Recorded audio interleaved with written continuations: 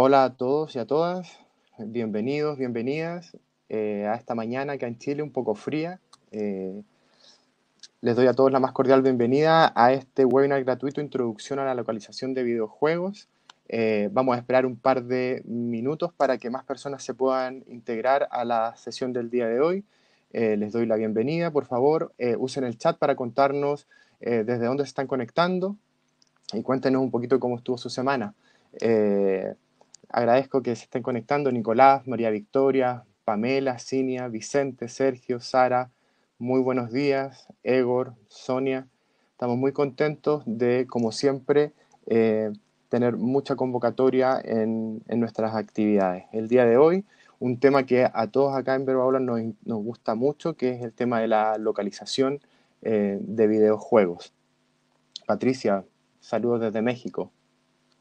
Macarena, bienvenidos todos, bienvenidos y bienvenidas. Eh, un minutito más para esperar a que más gente se pueda conectar y poder comenzar con la sesión del día de hoy. Hola Sergio, ¿qué tal? Joaquín desde Argentina. Estamos súper contentos de todas las personas que se registraron para este webinar. Y también un saludo para todos los que están viendo la grabación. Obviamente a algunos de nosotros nos toca trabajar el fin de semana o descansamos y preferimos ver la grabación después de esto. Así que también muy agradecidos de todos ustedes. Bienvenido también Juan Ignacio. Voy a partir entonces dando algunas recomendaciones y algunos agradecimientos iniciales. Primero, a los colaboradores de este webinar, MemoQ, que somos aliados de MemoQ en Chile, y agradecemos por la colaboración en la difusión de estos programas. También a BG Chile, la Asociación Gremial Chilena de Desarrolladores de Videojuegos. Contaremos con la participación de su presidente el día de hoy, contándonos el estado de la industria de los videojuegos chilenos. Y obviamente también a COTICH, el Colegio de Traductores e Intérpretes de Chile, quien nos colabora difundiendo todas nuestras actividades. Algunos recordatorios y recomendaciones. La sesión del día de hoy durará aproximadamente 1 hora y 30 minutos. Se puede alargar un poco más dependiendo de todas las preguntas que puedan hacer. Les recomiendo que hagan todas las que tengan para poder que no quede nada pendiente, ¿cierto? Las preguntas las deben hacer como siempre por el chat. Vamos a estar siempre atentos a ellas. Algunas las podemos ir contestando de inmediato a medida que vayan saliendo. Otras las vamos a dejar para el final. Usen el chat solo para temas relacionados con temas de la clase y obviamente mantengamos un ambiente de respeto y cordialidad en el chat. Cierren cualquier otra aplicación que pueda estar usando memoria o internet de sus dispositivos y que pueda hacer que la transmisión se vea interrumpida.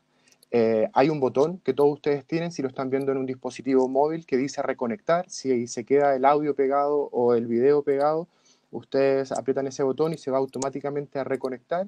Y si lo están viendo desde un dispositivo de escritorio, un computador de escritorio, refresquen o actualicen el navegador para poder conectarse nuevamente. Al terminar la clase van a recibir un correo electrónico, ¿cierto?, con un enlace a la grabación del día de hoy para volver a verla o verla si es que se la perdieron. Desde ya les aviso que la grabación va a estar disponible hasta el día 17 de junio en caso de que la quieran volver a ver. Nuestras redes sociales, por favor, síganos para estar atentos a las actividades que estamos organizando. Tenemos un Instagram, un Facebook y también un LinkedIn, donde estamos constantemente comentando las actividades que estamos organizando. Finalmente, ya los dejo con las presentaciones del día de hoy. Vamos a partir con dos especialistas. El primero de ellos es Ramón Méndez. Él es doctor universitario en traducción y en traducción de videojuegos y lleva desde 2003 en la industria. Ha colaborado en diferentes medios de prensa especializada y ha participado en la localización, yo diría, de más de casi 1000 juegos, ¿cierto?, en lo que hemos conversado últimamente. Muchos de ellos elogiados por la crítica y el público. Es autor de 5 libros hasta la fecha, tanto de localización de videojuegos como de divulgación de cultura del videojuego. Cuenta con varios premios y nominaciones, tanto por su labor como traductor como por su trabajo como periodista. También es profesor asociado de la Universidad de Vigo, donde codirige el pionero título de especialista en traducción para la industria de los videojuegos. También vamos a contar la primera parte de la presentación con Juan Ignacio Luque, que es traductor literario y técnico científico inglés, y desde el 2012 se desempeña como traductor independiente especializado en la traducción, en la localización de videojuegos al español de Latinoamérica.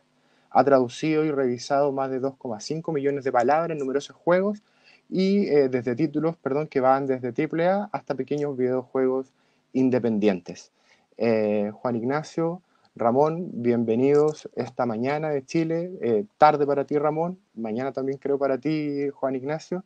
Bienvenidos a la sesión del día de hoy, les agradezco estar participando y los dejo a ustedes a cargo de la presentación. Voy a dejar de compartir la mía y voy a empezar con la de ustedes. Ya acá estamos. Hola Renato, muchas gracias por la invitación, gracias a la gente de Verba Volant y bueno, un gusto estar acá con Ramón para hablar de la localización de videojuegos, que bueno, aparte de ser nuestro trabajo es algo que nos apasiona y siempre nos gusta mucho hablar del tema. Pero bueno, antes de hablar de la localización propiamente dicho, queríamos mencionar un poco el estado del mercado actual y ver cómo eso nos afecta a nosotros en nuestra labor. Bueno, para comenzar aquí vemos un recuadro con las consolas de la generación actual, de la generación anterior, y podemos ver sus ventas. Bueno, como ven, de las que siguen en carrera hoy en día, Nintendo Switch tiene más de 80 millones de unidades vendidas, PlayStation más de 115 millones, PlayStation 4. Xbox One, bueno, ahora PlayStation 5 y Xbox Series X y S tuvieron bastantes problemas en los primeros meses, son difíciles de conseguir, pero bueno, se espera que una vez que normalicen la producción tengan muy buenas ventas porque, bueno, apenas hay en existencia en algún lado se venden como pan caliente. De hecho, creo que Nintendo Switch sigue siendo la más vendida en Estados Unidos desde hace meses, porque bueno, no tuvieron los problemas de producción que tuvieron Sony y Microsoft. Pero bueno, como ven, son muchos millones de unidades que venden todas las consolas y se espera que esto siga creciendo. También tenemos otros dispositivos, otras plataformas para acceder a los videojuegos, aparte de consolas de casa o consolas híbridas como la Switch. Hay consolas móviles y también los celulares y tablets que permiten acceder a juegos móviles. Y también bueno, pusimos Steam como referente de los juegos en PC, que es otro mercado muy importante. Y bueno, sobre todo en Latinoamérica, creo que el mercado de los juegos móviles tiene un alcance tremendo, porque al ser una región de menor poder adquisitivo que Norteamérica o Europa o Asia, mucha gente se inclina a jugar en plataformas móviles, porque es algo que casi todo el mundo tiene al alcance. Y bueno, de hecho eso también se ve a la hora de localizar.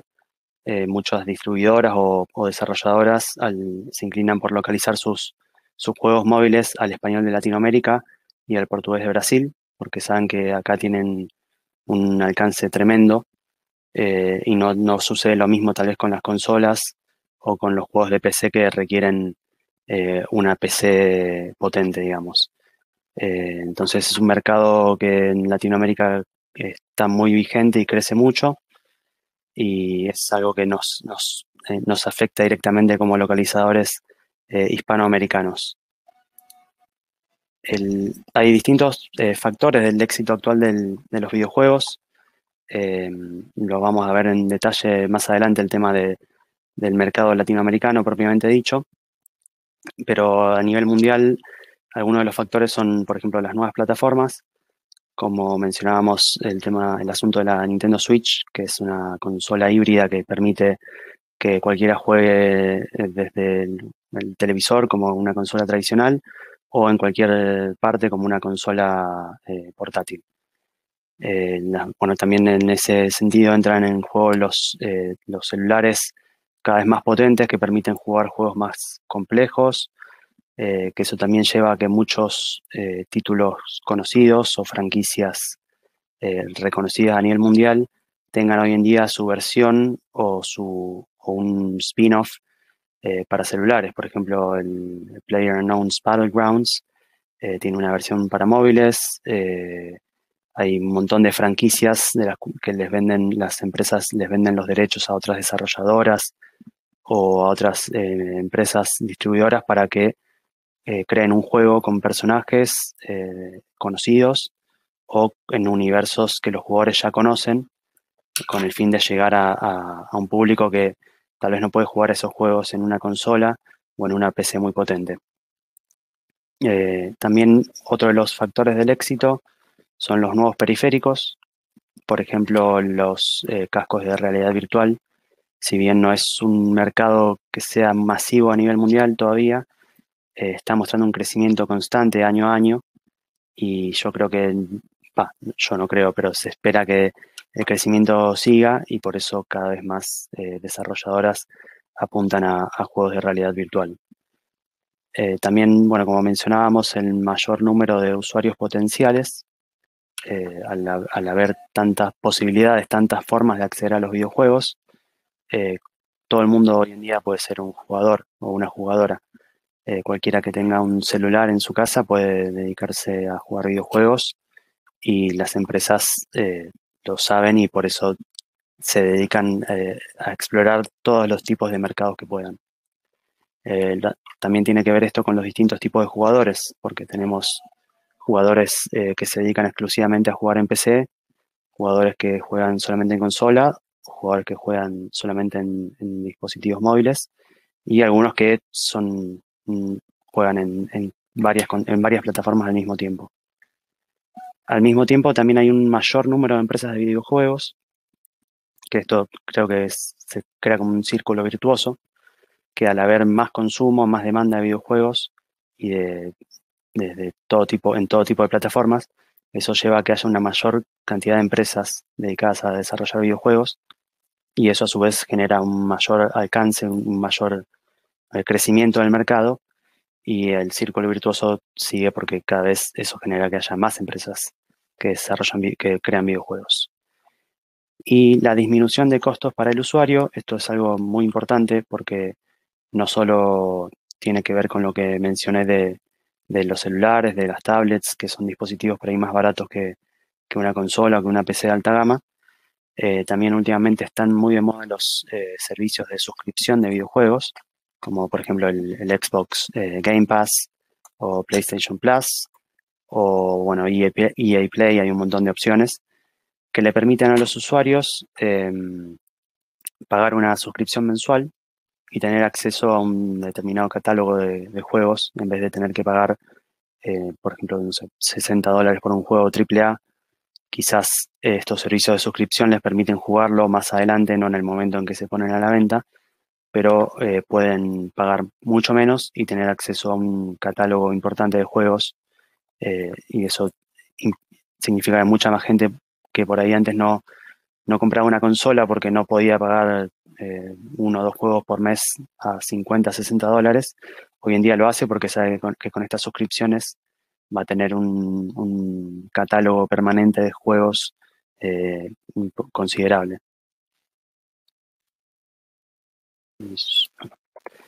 Bueno, y aquí pueden ver los principales mercados de videojuegos en Latinoamérica. Esto es del año 2020. Como verán, México es claramente el mercado más grande, será el país con más habitantes de Hispanoamérica. Está seguido de cerca por Brasil y después el resto de los países de Hispanoamérica vienen bastante atrás. Argentina, Colombia, Chile, Perú, Ecuador, etc. Y bueno, México es un mercado bastante atractivo para las empresas, pero a pesar de esto, Hispanoamérica, a pesar de ser un mercado de 400 millones de personas aproximadamente, no es un mercado que tenga a nivel mundial una importancia tan grande, porque Por ejemplo, España es un país de 45, 46 millones de habitantes, lo mismo que Argentina, y sin embargo tiene un mercado de 2.000, creo que son 2.700 millones de dólares. O sea, piensan que es más que México y Argentina combinados, que tienen entre los dos más de 160 millones de personas. Entonces, al ser una región de menor poder adquisitivo, Hispanoamérica todavía no es tan atractivo para ciertos juegos, y eso se ve reflejado en que muchas veces un juego se publica con una traducción de español de España y no se omite la versión de español de Latinoamérica, y es muy raro que pase lo contrario, salvo, por ejemplo, casos muy puntuales como sucedió hace poco bueno, todavía no se publicó, pero se dio a conocer que Far Cry 6 va a tener un doblaje de español latinoamericano tanto en Latinoamérica como en España, y bueno, los jugadores españoles se quejaron bastante porque imagino que no estarán acostumbrados como nosotros estamos a jugar juegos en español de España. Pero bueno, aún así, a pesar de ser un mercado que a nivel mundial no es demasiado grande, sí es uno de los mercados que más crecimiento ha mostrado en el último tiempo, junto con el del sudeste asiático, y por eso cada vez más empresas miran hacia Latinoamérica eh, a la hora de traer sus juegos, de localizarlos al mercado donde estamos nosotros. Otro factor que no mencionamos antes es el de la pandemia.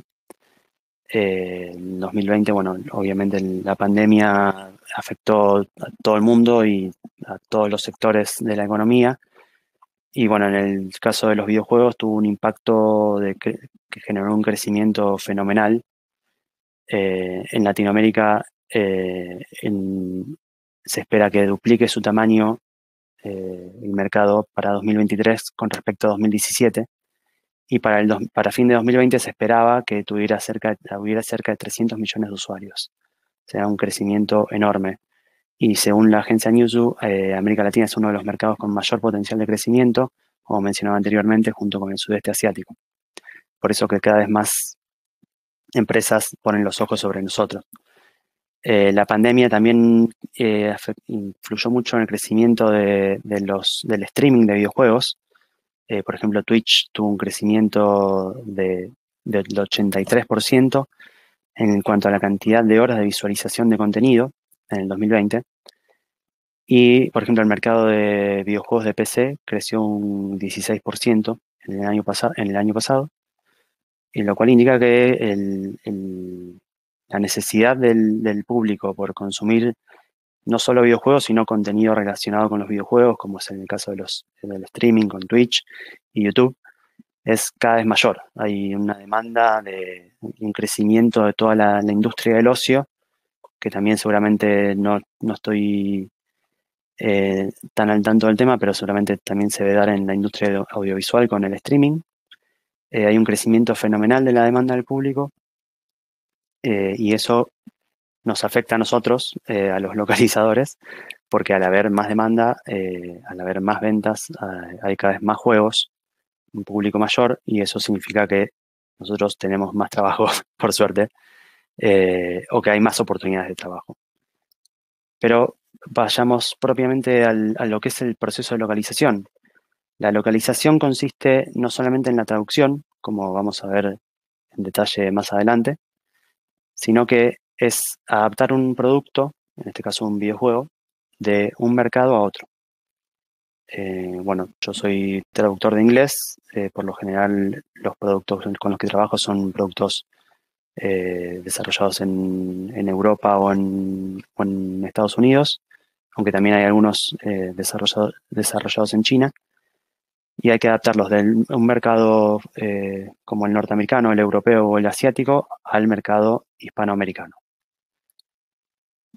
El proceso de desarrollo de un videojuego, como vemos acá, tiene 3 etapas. Está la preproducción, donde está el desarrollo del concepto, el diseño.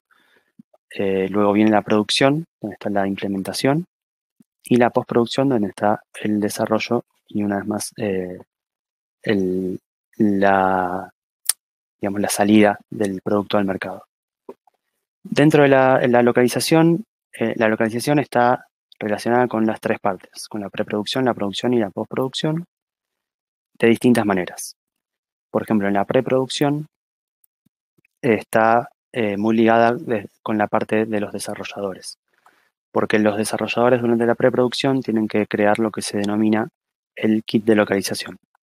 El kit de localización son los archivos con los que nosotros vamos a trabajar como traductores y los materiales de referencia que vamos a tener para llevar a cabo el proyecto. En esta fase de preproducción y de creación del kit de localización, el cliente tiene que preparar los contenidos para que nosotros nos lleguen en un formato de texto. Por lo general es un archivo de Excel, o si estamos trabajando por intermedio de una empresa, directamente trabajamos en una herramienta de traducción como puede ser MemoQ o Trados o alguna otra. Y además el cliente nos envía las referencias, que pueden ser, según el proyecto, o muchas y muy abundantes, o muy escasas. En un proyecto ideal, las referencias pueden incluir archivos que detallan la trama del juego, los personajes, el universo donde está situado el juego, glosarios en los que se detallan quiénes son digamos, se detallan los términos que se usan en el juego, por ahí, nombres propios o los nombres de mecánicas que se utilizan en el juego. Y también puede haber guías de estilo que indican ciertas pautas lingüísticas para tener en cuenta a la hora de traducir. Esto, como dije, es algo que pasa en un proyecto ideal, pero hay veces que la referencia es muy poca y tenemos que hacer un poco de magia a la hora de traducir para descifrar el contexto. También hay otra fase en la fase de preproducción que se denomina familiarización, que es un método que nos sirve a nosotros para ver el juego, ya sea jugándolo. El cliente nos puede enviar el juego en el estado en el que esté actualmente para que nosotros juguemos un rato o varias horas o lo que haga falta. O nos puede dar, por ejemplo, unas claves de Steam para descargar el juego si es que el juego ya está publicado. O nos puede mandar un video de playthrough, que por lo general los desarrolladores graban mientras están desarrollando y probando su juego, graban el playthrough y nos sirve mucho a nosotros para ver el juego, para ver cómo funciona y para ver los elementos que después vamos a ver en una planilla de Excel para verlos en contexto. Porque como sabemos, la traducción sin contexto es algo demasiado complicado y puede generar problemas muy graves en etapas posteriores. Esta etapa de familiarización, lamentablemente, muchas veces no se da, directamente no existe, pero bueno, es una etapa muy importante y que en todo buen proyecto debería ser importante y debería ser parte de la planificación de los tiempos que lleva a cabo la localización. Una vez que pasamos la etapa de preproducción, comienza la etapa de producción. Acá está la traducción propiamente dicha. Nosotros, una vez que recibimos los archivos y nos familiarizamos con el producto, y si tuvimos suerte jugamos al juego, vimos muchos videos y ya estamos muy metidos en el tema, nos dedicamos a la traducción de los archivos propiamente dicho. Después, más adelante, vamos a ver en qué consiste exactamente o qué tipos de texto nos vamos a encontrar a la hora de traducir. Bueno, como decía, en la producción está la traducción, la revisión, que es una etapa fundamental, que también lamentablemente hoy en día hay una tendencia a omitirla, pero es muy importante que una persona que no sea la que tradujo revise el texto, y sobre todo en proyectos en los que hay más de un traductor, siempre tiene que haber un revisor que unifique criterios, estilo y que sea un par de ojos que vea, que detecte las cosas que nosotros podemos haber omitido como traductores. Y después de la fase de revisión, si es que es un juego de producción, un juego que va a ser doblado, se envían los textos a un estudio de doblaje o un estudio subtitulado para que se haga el doblaje. Obviamente, si si es una producción de bajo presupuesto, un juego indie pequeño, la fase de doblaje no va a estar, pero en una producción grande es muy importante y yo creo que es crucial que un juego va a tener doblaje tenga un buen doblaje, porque el doblaje es algo que es mucho más fácil que se note los errores que tiene a que el texto en pantalla. Si uno está escuchando un doblaje y tiene un error o tiene algo que está mal o no está bien actuado, es mucho más fácil que lo saque de la inmersión del videojuego que un error en un subtítulo, por ejemplo. Pero bueno, eso es mi opinión y por eso creo que el doblaje cuando se hace es tan importante que se haga con mucho cuidado. Una vez que termina la etapa de producción, pasamos a la postproducción y en este momento, en esta fase, la localización tiene que ver con el control de calidad y el testeo. El testeo, también otra fase que a veces se olvida, es también otra etapa crucial porque es cuando se implementa toda la traducción que hicimos en el videojuego y los testers, que a veces podemos ser nosotros mismos o a veces es otra persona, prueba el videojuego, juega y ve todo lo que nosotros hicimos en contexto.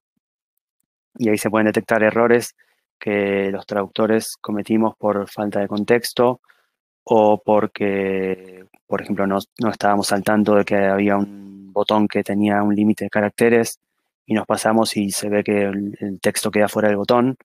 Hay todo tipo de errores que se pueden detectar en el testeo que son imposibles a veces de prever en la fase de producción, o sea, en la fase de traducción y revisión. O sea, que esta etapa de control de calidad y testeo es fundamental.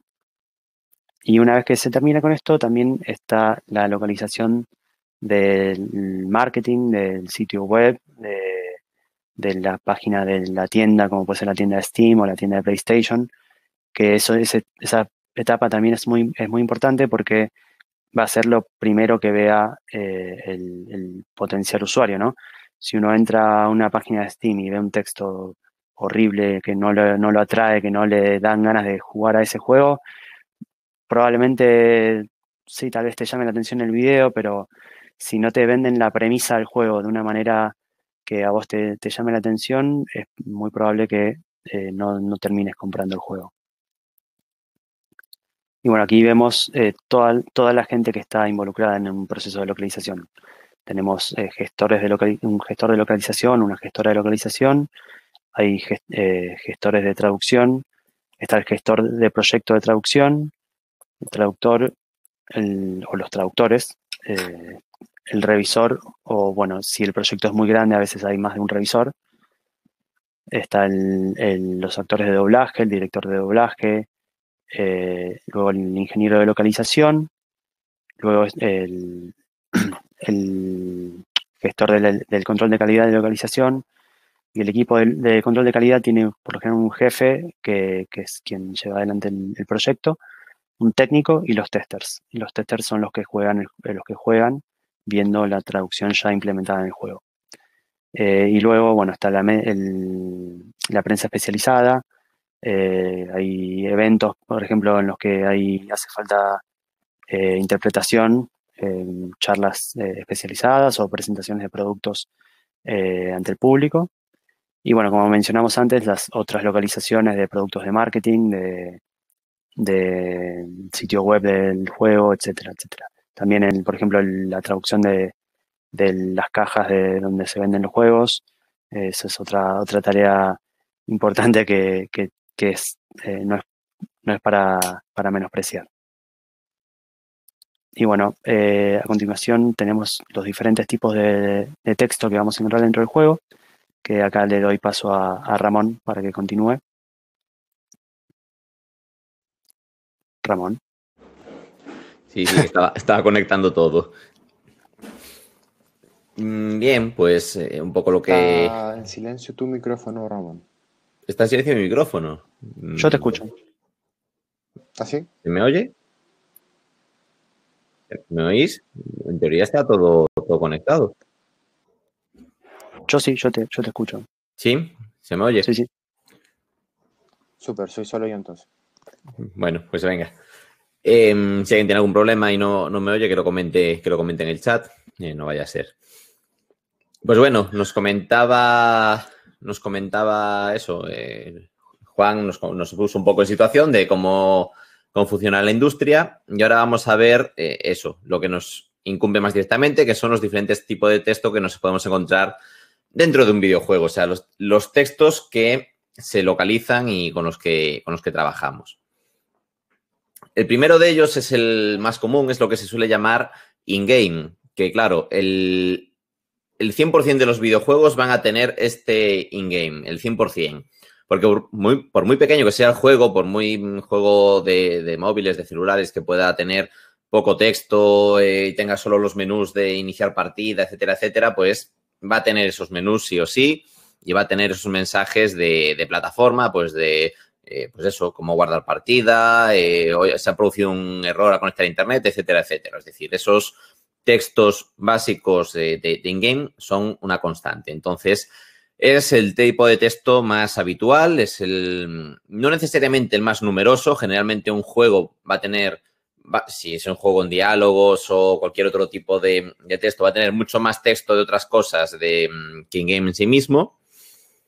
Pero bueno, es en donde se condensan también las dificultades principales de los videojuegos. Es decir, tenemos, por un lado, las limitaciones de caracteres, pues, por ejemplo, que en el diseño de la interfaz hayan dejado un hueco determinado. Pues, por ejemplo, tenemos ahí armas, pues que armas no puede salir de ese hueco que tienen predeterminado para el tamaño inglés, que generalmente, pues eso, la interfaz la hacen pensando en el inglés, pensando en los mercados internacionales. Y a veces, pues en castellano, en español, necesitamos más espacio para nuestras palabras y no lo tenemos. Entonces, ahí hay que usar sinónimos para abreviar, o hay que usar otras estrategias que puedan funcionar para intentar eso, que nos quepa el texto en el espacio que tenemos.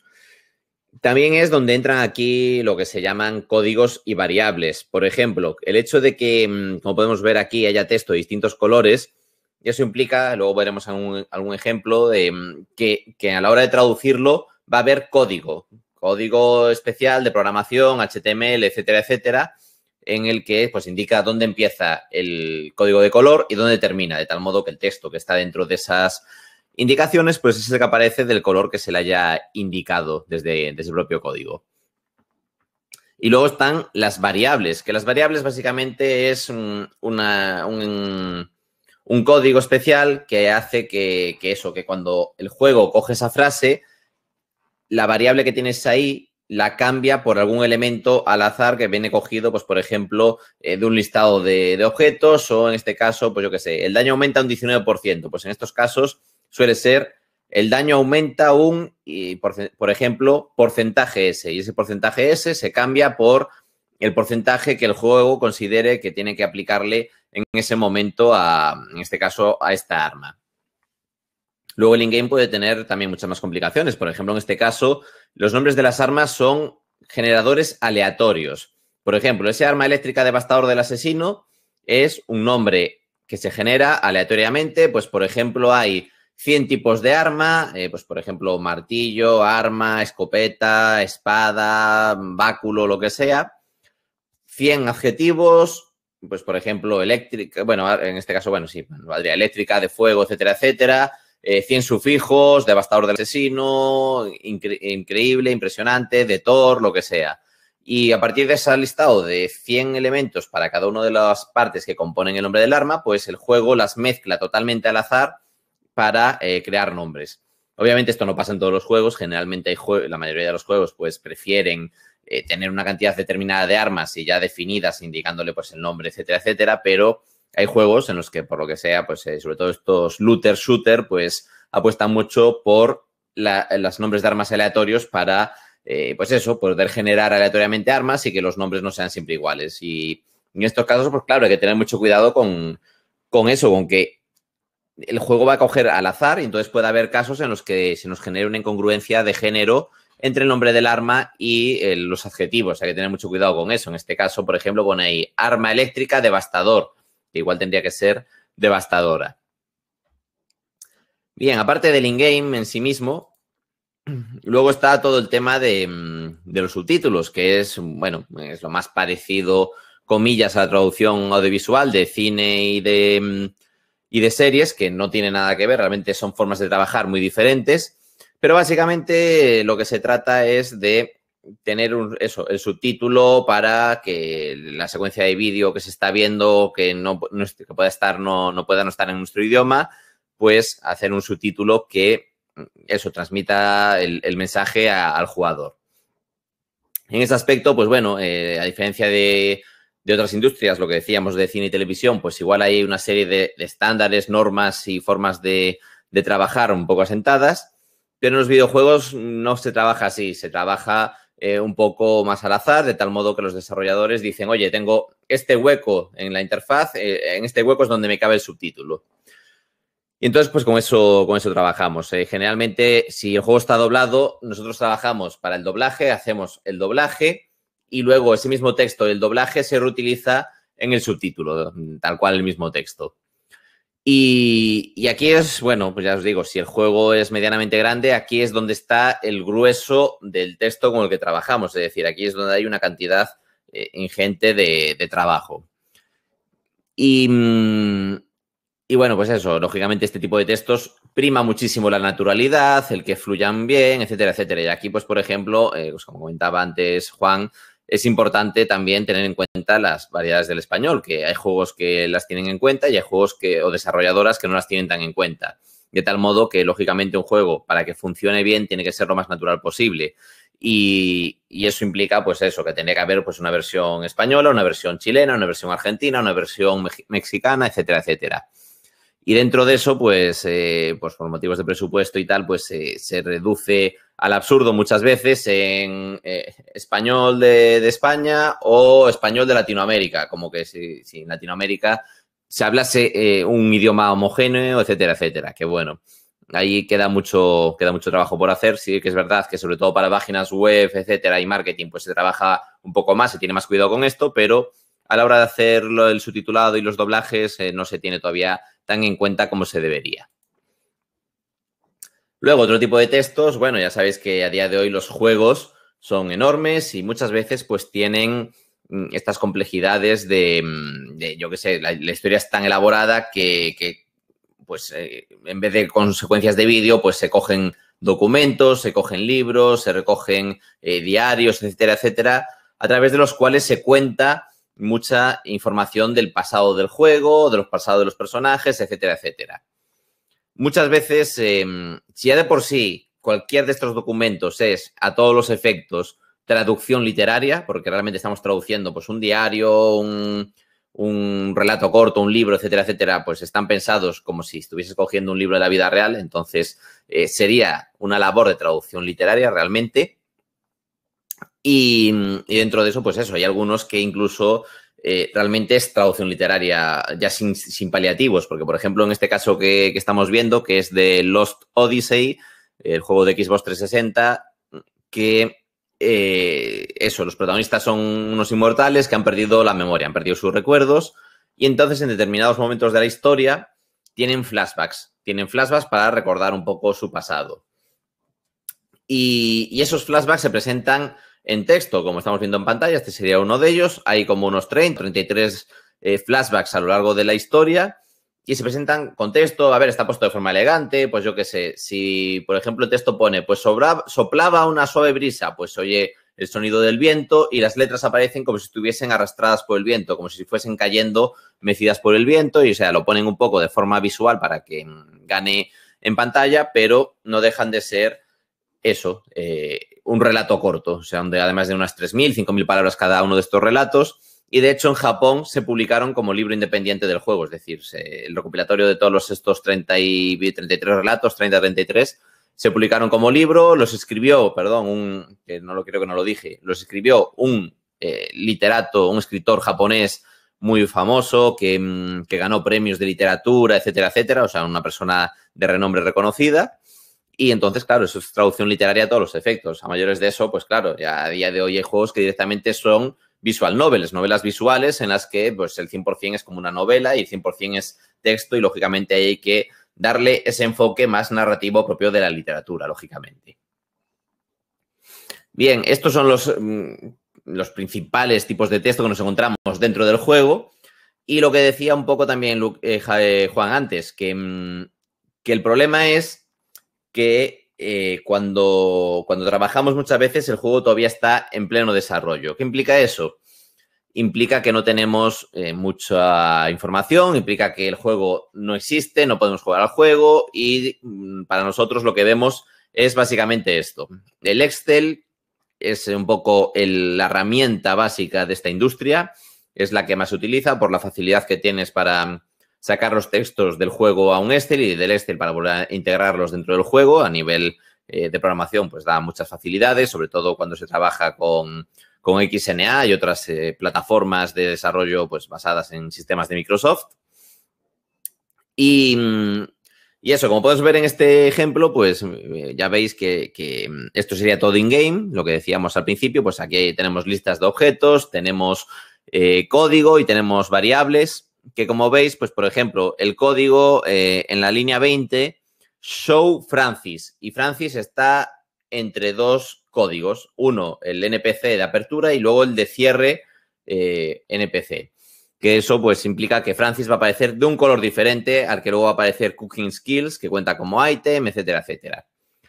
Y luego, por ejemplo, tenemos en la línea 22, porcentaje S wins, o en la 24, player, porcentaje S wins a yellow y entre llaves item. Que esas variables pues lo que hacen es cambiarse por algunas de las opciones que tenga el jugador o sea, que tenga el código del juego a su disposición. Es decir, que el juego en la 22, por ejemplo, porcentaje S wins, pues si hay 4 jugadores jugando, puede ganar el jugador 1, el jugador 2, el jugador 3 o el jugador 4. Entonces, según el que gane, esa variable se cambia por el nombre de ese jugador o por ese P1, P2, P3 o P4 o lo que corresponda. Es importante también eso, al trabajar con estas variables, tener cuidado, pues por ejemplo, en la 24, de nuevo, pues eso, player porcentaje S, ese porcentaje S puede ser 1, 2, 3 o 4, por decir algo, pero ese item ya hay que tener cuidado porque tenemos un yellow fuera, es decir, un adjetivo de color, en este caso, que va acompañando al nombre de un objeto. Entonces, hay que tener en cuenta que ese item, pues no sabemos qué puede ser, o sea, puede que tengamos la lista de 20 términos y nos preocupemos de hacer todos esos términos masculinos o femeninos para que yellow podamos usar o masculino o femenino y que nos funcione siempre bien. O si no, tenemos que tener cuidado. Si, por ejemplo, en lista de objetos vamos a tener objetos masculino, femenino, singular y plural, pues entonces ese yellow no podemos jugárnosla a tener un género y una cantidad determinada de singular o plural. Es decir, hay que buscar alternativas neutras que puedan funcionar en todos los casos. Pues, por ejemplo, gana un llaves item de color amarillo. Y entonces, tanto si es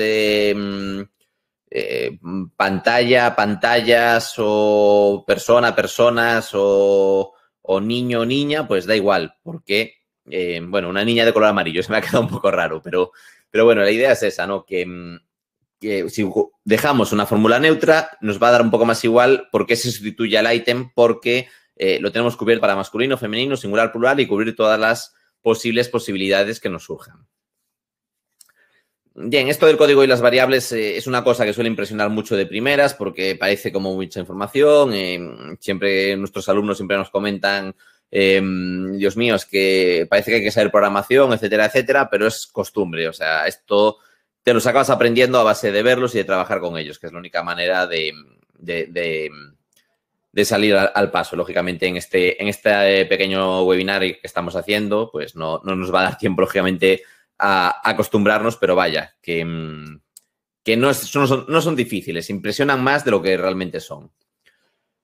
Luego, pues eso, destacar un punto importante que es que la localización de videojuegos no se limita única y exclusivamente a lo que es traducir. Es decir, traducir es muy fácil, bueno, dentro de lo que es decir, no es fácil.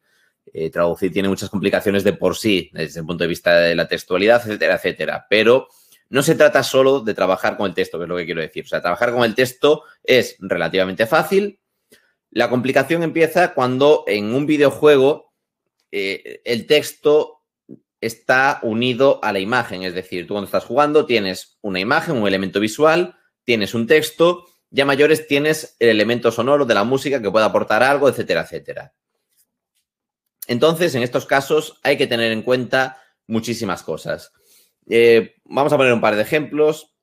Por ejemplo, uno muy interesante es este de los juegos, el segundo capítulo de Profesor Layton y la caja de Pandora, en el que, bueno, en este puzzle básicamente pues te pregunta ¿Can you figure out where the villagers were? En plan, ¿dónde estaban los aldeanos al día siguiente de tal y cual?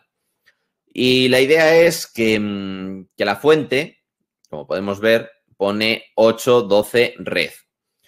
Y el truco está, la resolución del puzzle radica en que si la fuente se llena de agua, esto es una cosa que tú como jugador tienes que visualizar, en plan, vale, ¿cómo se vería esto reflejándose el texto de arriba en el agua? Y entonces el 8-12 red cambia a 8-13 vez. Entonces, ¿dónde estaban? En la cama, porque es 8-13 vez lo que se refleja, imaginándose como que la fuente está llena de agua. ¿Qué pasa? Que este puzzle funciona en determinados países, en determinados contextos. Para empezar, en países de habla anglosajona, de inglés, en la que tanto red como vez tengan sentido.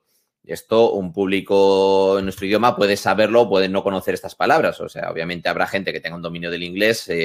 Di tú que esto es un poco dominio básico, pero lo ideal, lógicamente, es que esté directamente en tu idioma, pero tampoco puedes exigir a la gente que esté acostumbrada o a que sea capaz de reconocer ni siquiera lo más básico en otro idioma, porque no necesariamente va a saber ese idioma y no necesariamente va a estar capacitado para resolver un puzzle de esta envergadura, lógicamente. Y luego, en segunda instancia, está el 12-8, que sería el 12 de agosto, con el formato de hora más norteamericano. Que eso, claro, pues por ejemplo, en Europa no nos valdría este puzzle. Y de hecho, la versión del puzzle europea tiene en cuenta, pues entre otras cosas, que en Europa hay muchos idiomas y aparte, pues la fecha. En plan, si os fijáis, el 8-12 pasa a ser 12 del 8 y se elimina el red y el vez, de tal modo que el puzzle se cambia a on which date was Dropstone founded, en plan jugando pues con que haya el reflejo de 12 para que sea 13, eliminando esa complicación de la palabra que claro, seguramente si le das muchas vueltas hay formas de buscar una palabra corta de 3-4 letras que nos quepa en este hueco y que con el reflejo cambie completamente el significado. Seguramente podamos encontrarlo en otros idiomas como alemán, italiano, francés o español, pero seguramente sea muy complicado. Entonces es mejor, pues eso, en este caso, sacrificar eso, cambiar el puzzle y hacerlo pues solo con la fecha. Otro ejemplo sería este de un juego coreano que se llama White Day, que en este juego tenemos este puzzle. Es una pizarra a la que llegamos y vemos ahí 4 grupos de caracteres coreanos arriba y a la derecha una hoja de equivalencias de números coreanos, números arábigos. Entonces, la idea es que con esos 4 grupos de caracteres, que son palabras de arriba, se consigue un número. De cada uno de esos 4 grupos se consigue un número que abajo vemos la equivalencia de cuál sería ese número en arábigo. ¿Por qué? Porque luego esos números del 1 al 10 se usan en un panel, en un teclado numérico para abrir una puerta. Entonces, ¿qué pasa? Que el puzzle es este. No hay más información que este puzzle. De tal modo que si no sabes coreano, este puzzle no se puede resolver. Y este juego se tradujo al español, no se dobló, el doblaje se quedó en coreano y en inglés, pero sí está subtitulado en español. ¿Pero de qué te vale que esté subtitulado en español si el jugador va a llegar a este punto y no hay forma posible de resolver este puzzle si no se sabe coreano, si no se entiende el juego que hay en esta pizarra? De hecho, para complicarlo aún más, el puzzle es aleatorio, no siempre es la misma cifra, de tal modo que va cambiando. De tal modo que si buscas una guía, un walkthrough en internet, en plan, bueno, no lo sé resolver, voy a buscar la solución para usarla directamente, pues puede ser el caso de que encuentres una guía que no tenga tu combinación. Con lo cual, una complicación añadida aún por encima dentro de la complicación que ya le querían poner al puzzle de que no buscases una solución directa. En plan, no, tienes que resolver el puzzle siempre para encontrar una solución. Pues a mayores se suma esto. Di tú que creo que no son tantas, creo que hay como 5 o 10 posibles soluciones, no es infinito. Y yo, por ejemplo, en mi caso, pues me puse a probar una por una hasta que encontré la que funcionaba para resolver el puzzle, poder abrir esa puerta con el teclado numérico. Pero claro, esto no es divertido y esto te saca totalmente del objetivo del juego, que es que disfrutes de la experiencia. Entonces, esto son cosas que entrarían dentro de la localización, o sea, adaptar culturalmente el producto a diferentes mercados teniendo en cuenta pues cosas lingüísticas, como es el caso, o cosas culturales, es decir, también puede haber casos en los que necesitemos adaptar culturalmente algunos elementos. Por ejemplo, tenemos aquí el caso de Mario y Luigi Superstar Saga, en el que hay un momento del juego en el que se nos pide que preparemos, o sea, los hermanos tienen que preparar el cóctel definitivo. En Japón, ese puzzle es con bebidas alcohólicas de diferentes tipos. En Estados Unidos es con un refresco normal y que, bueno, esto la verdad no lo sé, pero supongo que la versión que les habrá llegado a ustedes será la misma que la estadounidense, con un refresco. Y en Europa, en cambio, pues es una bebida extraña a partir de ingredientes totalmente ficticios. ¿A qué se debe esto? Pues en primera instancia a que en Japón las bebidas alcohólicas tienen mucha mejor aceptación. Es muy normal la imagen de salir de casa, salir del trabajo, irte a beber con los colegas o estar bebiendo constantemente, etcétera, etcétera. Y tienen también la cultura del sake muy interiorizada, con lo cual tienen mejor aceptación. No es descabellado pensar en venderle a los niños que puedan hacer un cóctel con bebidas alcohólicas. Mientras que en Estados Unidos, pues bueno, se suavizó con un refresco por eso, porque es el origen más de todas estas sodas, la Coca-Cola, la Fanta, etcétera. Y en Europa, pues como tenemos menos arraigue igual de refrescos de este tipo, pues una bebida cualquiera a partir de ingredientes ficticios que puede hacer más gracia o puede funcionar mejor dentro del contexto del juego. Con lo cual, estos son solo ejemplos, ¿vale? De este tipo de cosas. Hay cientos en todos los juegos. Y son cosas que hay que tener en cuenta, ya no solo por parte de lo que decíamos, del texto, de los traductores que estamos trabajando con el texto, sino también desde el punto de vista del desarrollo. Es decir, los desarrolladores tienen que ser conscientes de estas cosas para pulir, cuidar o tratar mejor diversos elementos y asegurarse que el juego funcione lo mejor posible en diversos mercados, claro. Bien, aparte de los textos previamente relacionados con el juego, los localizadores o la gente que nos encargamos a esto de la localización de videojuegos, también trabajamos con muchos otros textos que están relacionados con el juego en determinada medida. Por ejemplo, los términos y condiciones, las políticas de privacidad, si es un concurso, pues las reglas del concurso, etcétera, etcétera. Todo esto lo traducimos también nosotros, que bueno, sería más bien textos jurídicos hasta cierto punto. Yo soy muy partidario de que esto lo hiciesen abogados o mínimo traductores jurados, pero a las desarrolladoras no les preocupa tanto. De hecho, ya para evitar problemas legales, una de las primeras cláusulas de estos términos y condiciones suele ser que en caso de disputa legal, lo que se hace es que tiene validez el idioma original en el que se escribieron esos términos y condiciones, sea inglés, sea polaco, sea ruso, sea español o sea el idioma que sea, precisamente para cubrirse un poco las espaldas en caso de que haya algún problema de traducción. Pero bueno, eso no quita que lo solamos traducir nosotros y bueno, hay que darle pues eso, un toque de lenguaje jurídico, lógicamente. El tipo de texto más habitual con el que solemos trabajar, las notas de prensa, son básicas. Todos los juegos a lo largo de su vida tienen fácilmente cientos de notas de prensa. O sea, igual cientos no, 230 igual no, pero entre 50 y 100 pueden tenerlas. Porque está la nota de prensa de anunciar el juego. Bueno, puede estar la nota de prensa de, ojo que vamos a anunciar un juego. La nota de prensa anuncia el juego estará en tal feria, nuevo tráiler de este juego, se anuncia una nueva funcionalidad para este juego, anunciado un nuevo personaje, el juego se lanzará tal día, el juego se pone ya a la venta, el juego ha vendido 1 millón de copias, el juego va a tener este contenido descargable, o sea, al final son 1 millón de cosas que van ofreciendo la información a las desarrolladoras y los publishers gota a gota, con cuentagotas, para asegurarse de que siempre se está hablando del juego, para asegurarse de que haya boca a boca constante y que no muera el interés o el hype por ese juego. Entonces, nada, notas de prensa se hacen muchísimas, porque si ya cada juego tiene 50 o 100, pues habiendo miles de juegos lanzados cada mes, contando móviles y tal, pues hay muchísimos textos de estos. Y aquí pues ya estamos hablando de marketing, ¿vale? Aquí es vender, aquí ya es vender un producto, es hacer traducción de marketing. Que la publicidad, pues bueno, más cosas que solemos hacer a este respecto. Por ejemplo, es que la publicidad también cambia muchísimo entre cada mercado. Esto es un ejemplo rápido.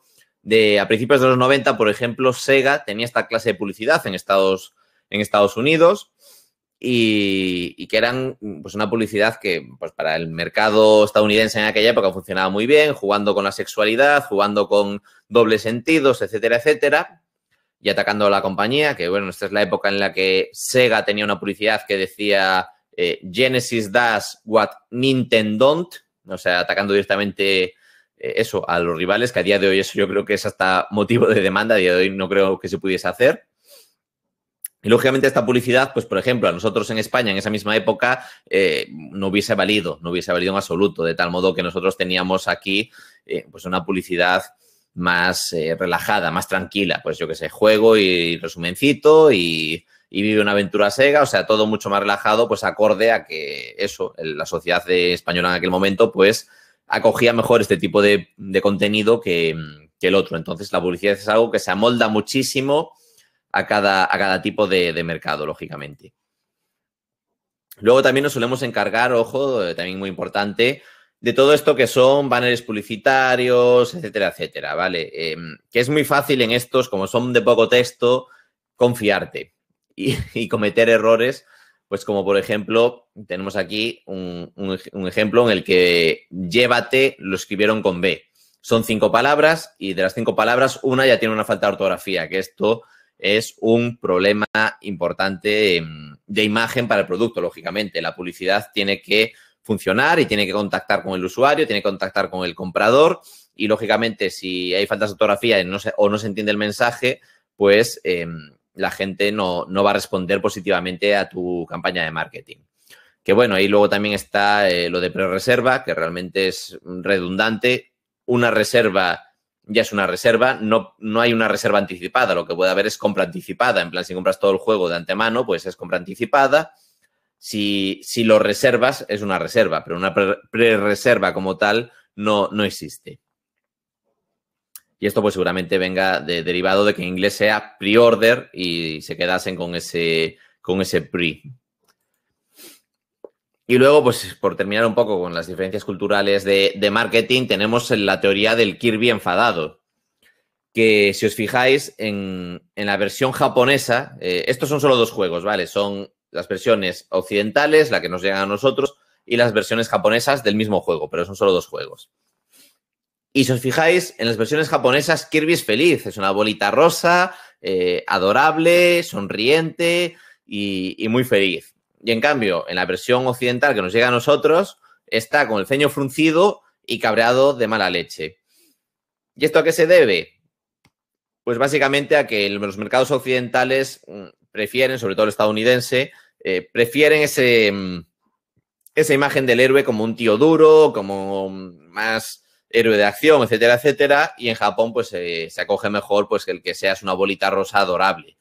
Son distintas formas de visualizar el mercado.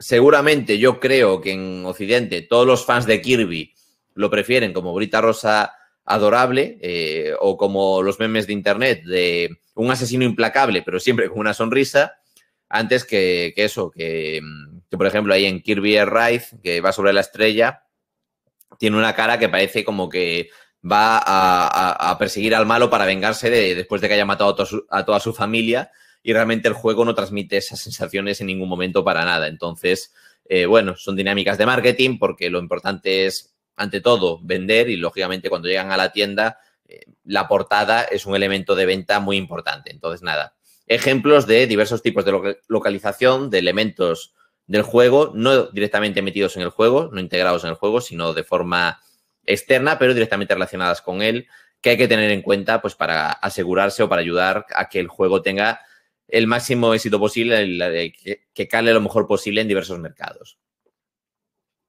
Bien, decíamos que trabajábamos sin contexto y la fase de testeo es una muy importante, ya que es la primera en la que los testers lingüísticos, que el testeo lingüístico es diferente al testeo funcional. El testeo funcional es el de jugar para asegurarse que el personaje no atraviesa paredes o que las misiones se activan cuando se tiene que activar, etcétera, etcétera.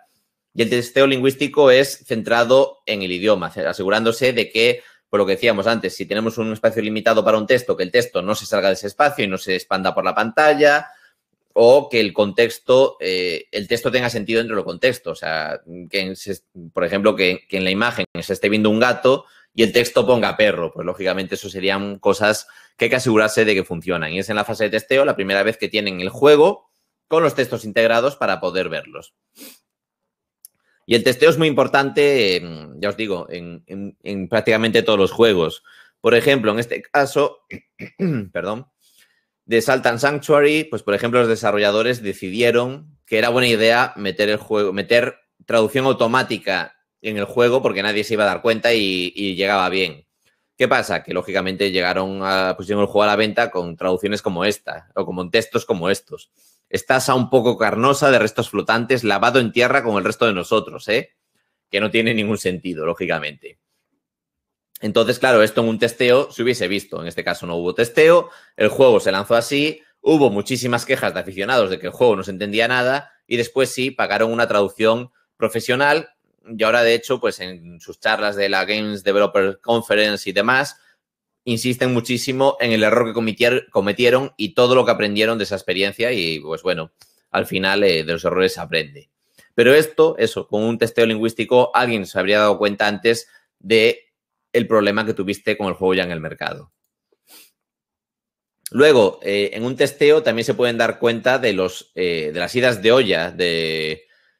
jugadores. De los jugadores no, de los traductores. Imagínate que tú te dejas una frase con un placeholder para volver sobre ella más tarde y se te olvida cambiarla. ¿Qué pasa? Que luego llega el juego y sale como misión, sale hablar con Oscar, bla, bla, bla, mission. Pues obviamente eso queda fatal dentro del juego final y es un problema que en testeo se podría haber visto. Y muchas veces los errores que tenemos en un juego durante el testeo no necesariamente son errores de traducción, que lógicamente esos son los principales, pero también puede haber muchísimos errores de código, de que el juego, por lo que sea, código del juego, haga mal algo y eso pues provoque que la calidad o sea, que haya algo mal y que eso que se repercuta en cómo se vea la traducción en pantalla. Pues, por ejemplo, en este caso, el texto está en español, está perfectamente traducido al español, pero el código del juego, en vez de coger la alfabetización española, cogió el cirílico ruso, de tal modo que el texto se vuelve bastante ilegible o mínimo mucho más difícil de leer con tonterías, minucias como que las R salgan al revés o que las T's y las N's tengan un tamaño diferente porque estamos viendo texto en cirílico y eso es algo que está haciendo el juego por sí mismo. No es algo que sea un error de los traductores, pero es un error que comete el código del juego y que, lógicamente, pues habría que arreglar en testeo. Bueno, ya terminando, que ya voy ahí un poco justito de tiempo. Salidas profesionales, pues a día de hoy, como decía Juan al principio, la industria es enorme, hay muchísimas posibilidades y además en el proceso de localización participa tantísima gente, tantísimos perfiles diferentes que hay muchísimas salidas profesionales a día de hoy.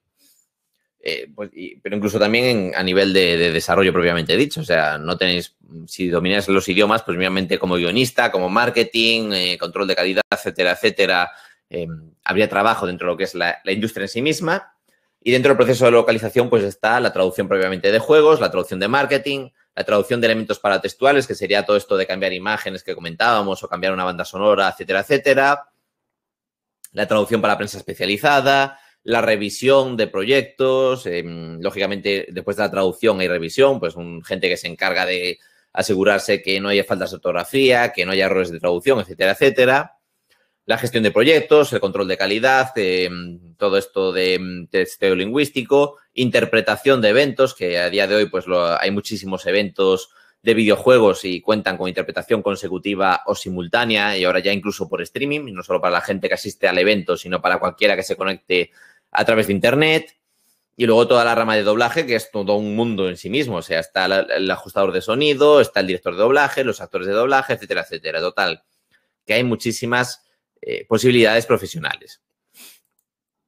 ¿Y cómo acceder a la industria? Pues para esto, lógicamente, no tenemos una fórmula mágica. Si la tuviésemos, seguramente tanto Juan como yo ya seríamos ricos y estaríamos jubilados. Pero básicamente, pues para dejaros el matiz, las ideas básicas, lo primero es que vayáis a donde vayáis, os van a hacer una prueba de traducción.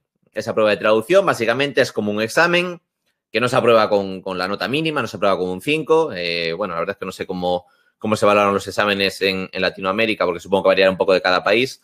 Habla un poco a la española, pero bueno, aprobar esta prueba es con una nota muy elevada.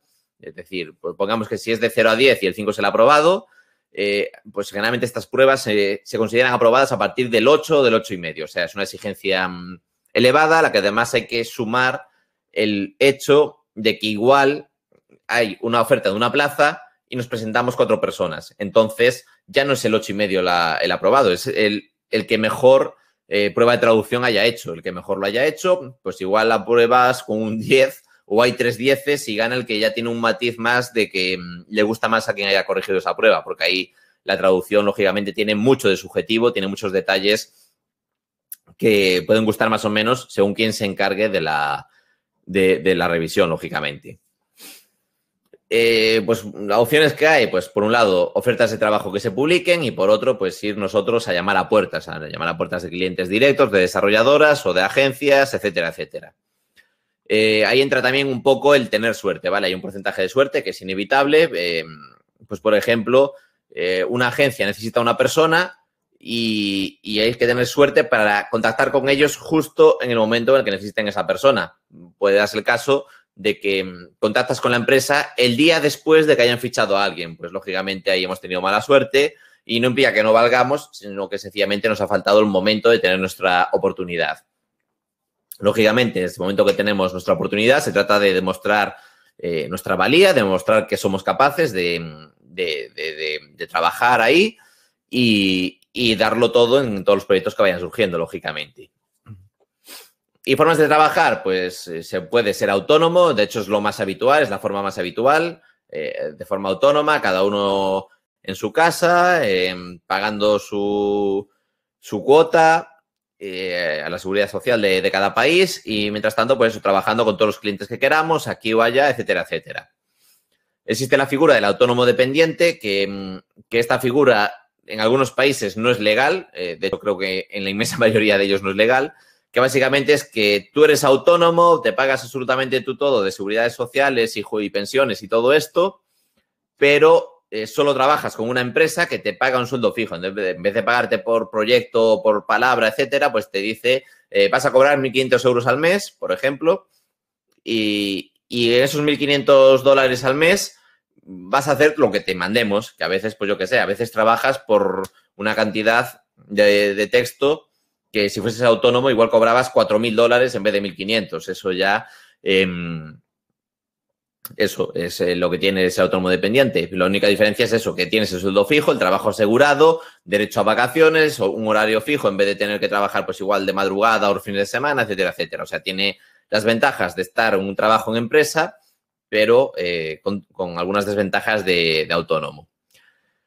Y la otra opción es ser interno en una empresa, o sea, irte directamente a una empresa de forma interna y trabajar siempre desde la oficina de la propia empresa, etcétera, etcétera. Que esto es algo que cada vez se da menos en la industria del videojuego, al menos. Lógicamente hay otras industrias, pero en el del videojuego es algo que está decayendo bastante porque las empresas ven que les sale mucho más rentable tener autónomos. Y entonces, pues bueno, yo personalmente agradezco la posibilidad de estar en mi casa en vez de tener que irme por medio mundo para trabajar de lo que me gusta.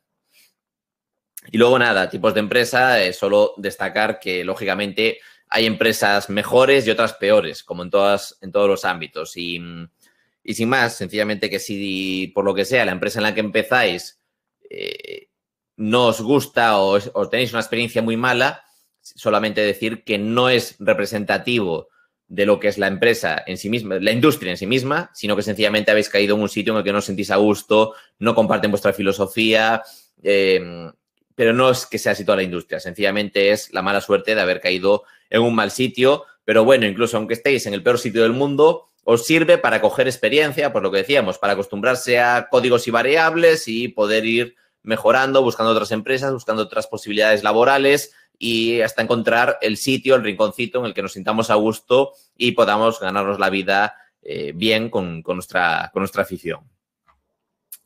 Y bueno, por nuestra parte eso sería todo. No sé si hay preguntas o algo. Súper, Ramón, Juan Ignacio, muchas gracias por la presentación de esta mañana, tarde para ustedes. Por favor, hagan preguntas en el chat. Yo por mientras tengo algunas que han llegado por privado, Ramón. ¿Cuánto tiempo tienen para traducir los encargos que les envían? Me imagino que para ayer Depende todo, mucho. pero ¿cómo funciona? Depende de cómo se organice el estudio, sobre todo. Porque, si recordáis, Juan os presentaba el proceso de producción de un juego y hay desarrolladoras que lo dejan para el final diciendo, bueno, esto se hace en 2 tardes, como quien dice, y lo dejan al final de todo. Entonces, si quedan 2 semanas para el lanzamiento, en 2 semanas tienes que tener el juego traducido y les da igual que sean 5.000 palabras o 5 millones de palabras. Si se organizan bien y empiezas antes, pues lógicamente tienes más tiempo. Es decir, poniendo ejemplos de 2 juegos concretos, estoy pensando, no voy a decir los títulos por aquello de que está feo señalar, pero son de la misma cantidad, 500.000 de palabras cada uno, ¿vale? Pues en uno, ese 500.000 de palabras lo fuimos haciendo progresivamente a lo largo de 2 años y medio, en plan, ahora un pequeño lote, ahora otro, etcétera, etcétera, así poco a poco y con mucho tiempo de sobra. Y el otro lo tuvimos que hacer en menos de 2 meses. ¿Por qué? Pues sencillamente unos planificaron a largo plazo, en plan, oye, pues tenemos texto, vamos a ir sacándolo. Y en el otro directamente fue en plan, se nos echó el tiempo encima, necesitamos sacar esto en 2 meses, así que daos prisa.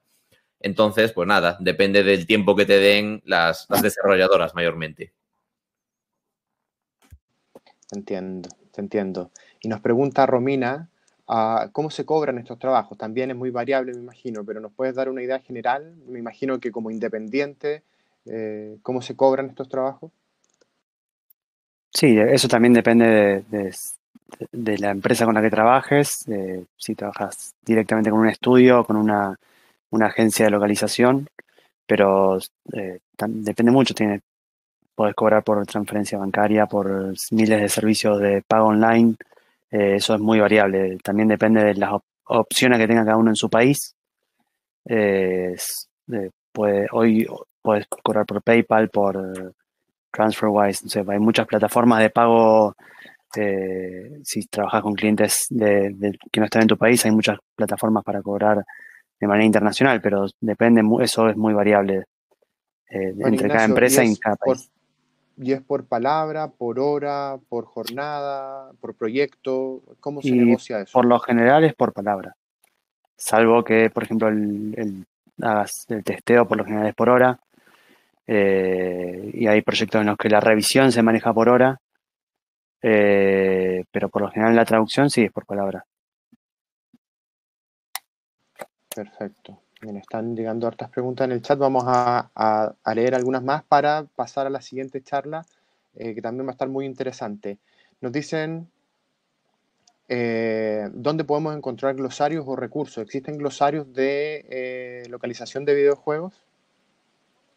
Y yo estoy en un servidor de Discord, si conocen Discord.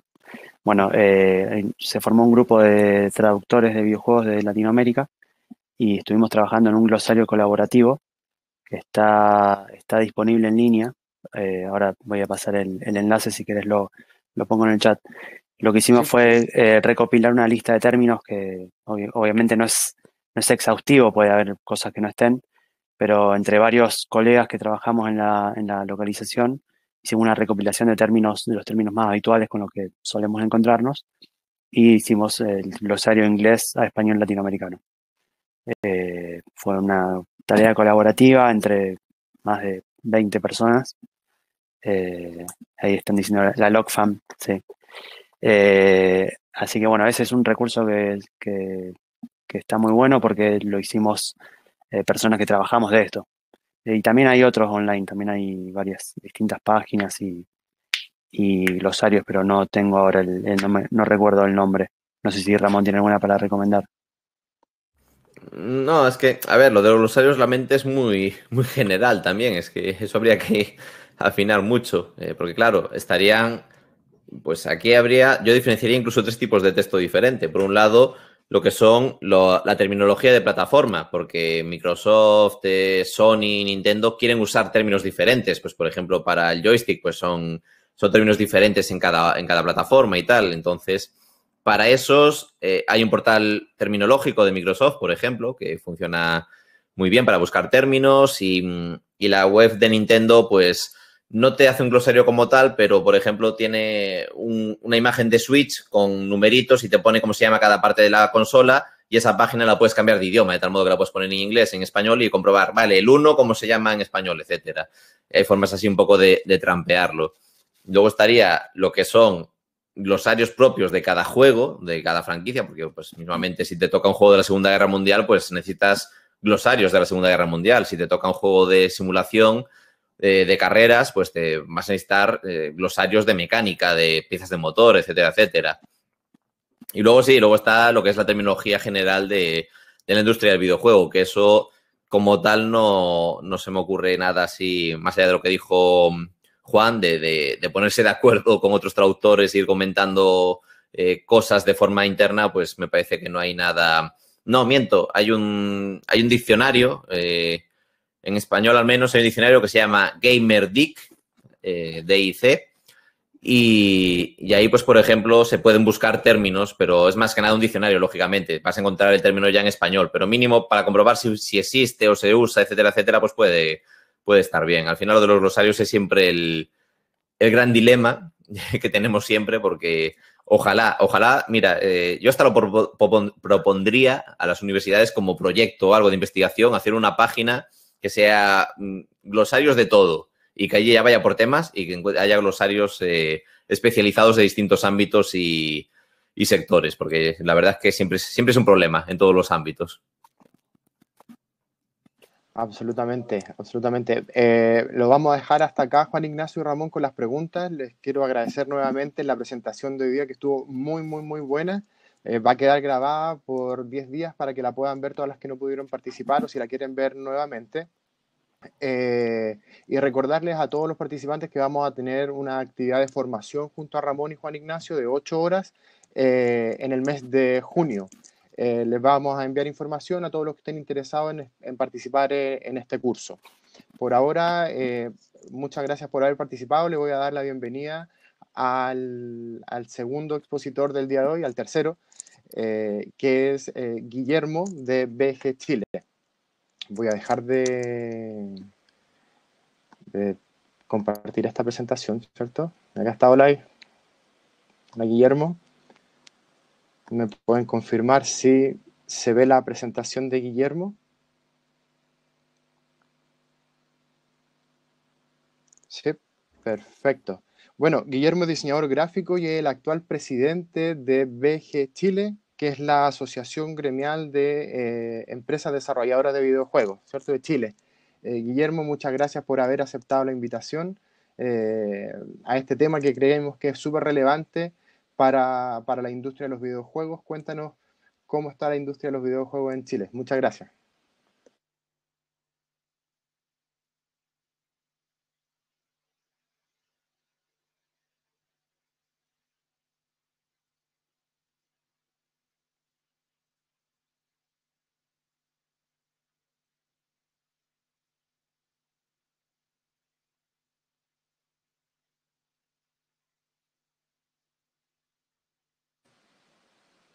Guillermo, no sé, ¿puedes probar tu micrófono? A ver, ahí sí. Ahí sí, disculpa. Ya, sí, Disculpa, no te sorry. avisé antes porque pensé que era yo de nuevo. Perdón, no está bien, no. Bueno, Ahora comienzo sí, de nuevo, sí. vamos. Bueno, buenos días a todos, o mejor dicho, buenas tardes a todos, los que estamos aquí en el horario de Chile. Primero que nada, agradecerles especialmente que estén aquí presentes en esta actividad. Agradecer a Renato por habernos invitado y obviamente que esperamos trabajar en conjunto ahora durante este año y lo que venga en los próximos 10 años también de la industria de videojuegos. Bueno, esta presentación dentro de lo que es la industria de los videojuegos en Chile, específicamente vamos a mostrarles primero lo que es la asociación, cómo funciona, quiénes están participando, etcétera. Al mismo tiempo sería después todo el tema de ver la historia de la industria de videojuegos acá en Chile, acompañada con todo lo que se ha hecho en la asociación, mostrarles un poco el catálogo de videojuegos aquí en Chile y después les voy a mostrar algunos datos y algunas cosas que se puede ver de la industria de videojuegos en general. Entonces, primero, ¿qué es Videogames Chile o VG Chile? Principalmente nosotros somos la Asociación Gremial Chilena de Desarrolladores de Videojuegos y nosotros principalmente lo que hacemos es apoyar y representar a los desarrolladores existentes acá en Chile. Al mismo tiempo, nosotros también somos el comité representativo de IGDA Chile. ¿Y esto qué se refiere? Es que somos parte de una de las asociaciones más importantes también del área de videojuegos, que se llama la IGDA, que en traducido se llama la Asociación Internacional de Desarrollo de Videojuegos. Esta asociación busca trabajar en conjunto con áreas específicamente de un buen ambiente laboral, cómo apoyar a las minorías dentro de la industria, generar estándares de trabajo completamente más seguras, también sanas y que también permitan generar condiciones viables y concretas dentro de nuestra área de videojuegos. Y al mismo tiempo también nosotros somos parte de la Federación Latinoamericana de Videojuegos, también conocida como la TAM Video Games Federation. Y esta es como una asociación de asociaciones de cierta forma, pero también del área más latinoamericana. Y aquí trabajamos con gente de Argentina, de Brasil, Perú, Bolivia, etc. Y había un trabajo también en conjunto con ellos en los últimos 5 años también. Ahora, ¿qué hacemos nosotros principalmente? ¿Qué hace esta asociación? Primero, somos una asociación que es una entidad sin fines de lucro, es decir, nosotros lo que trabajamos en esta asociación lo hacemos de forma ad honorem, lo hacemos todo por el bien de la industria y lo que se busca hacer principalmente es poder apoyar, representar y colaborar con los desarrolladores de videojuegos en Chile. Y estos pueden ser desarrollos indies hasta desarrollos AAA que existen acá en Chile.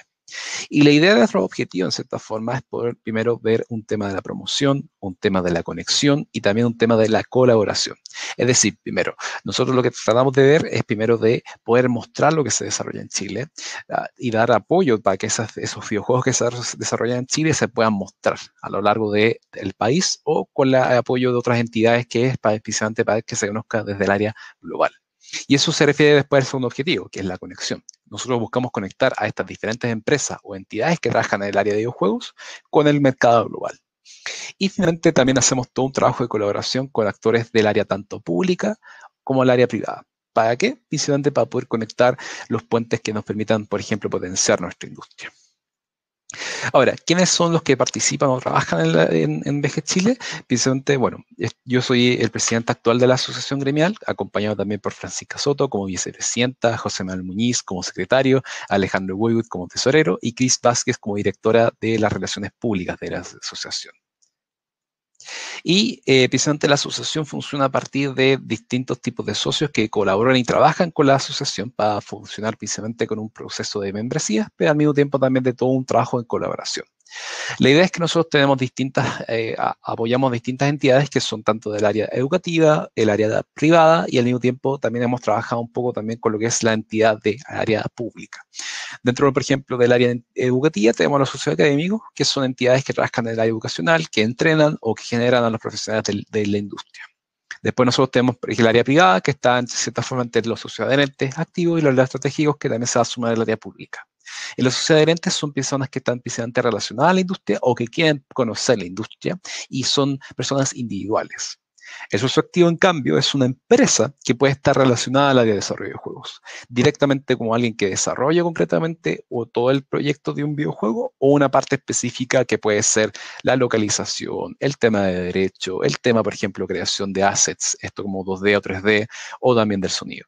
Y después está todo el tema de los aliados estratégicos. Y la idea de los aliados estratégicos en VG Chile es que son empresas que pueden ofrecer servicios y bienes a la asociación y que se genera un acuerdo mutuo entre, en cierta forma de colaboración.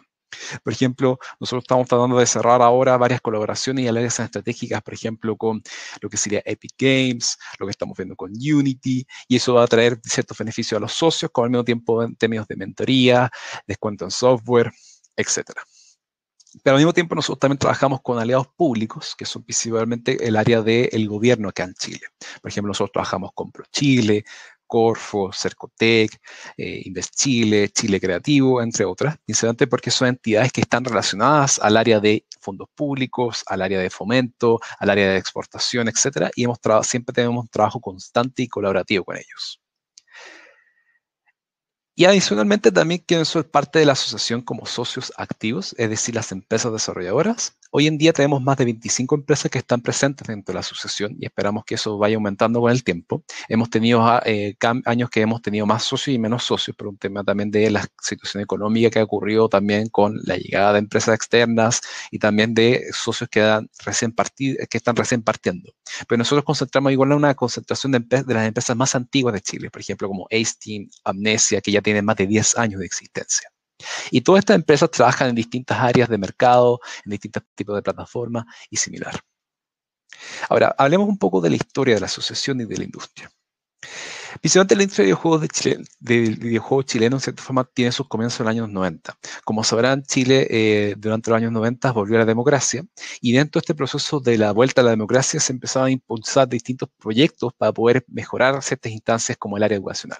Y en el área educacional lo que se quería hacer principalmente es hacer toda una introducción y un proceso de digitalización.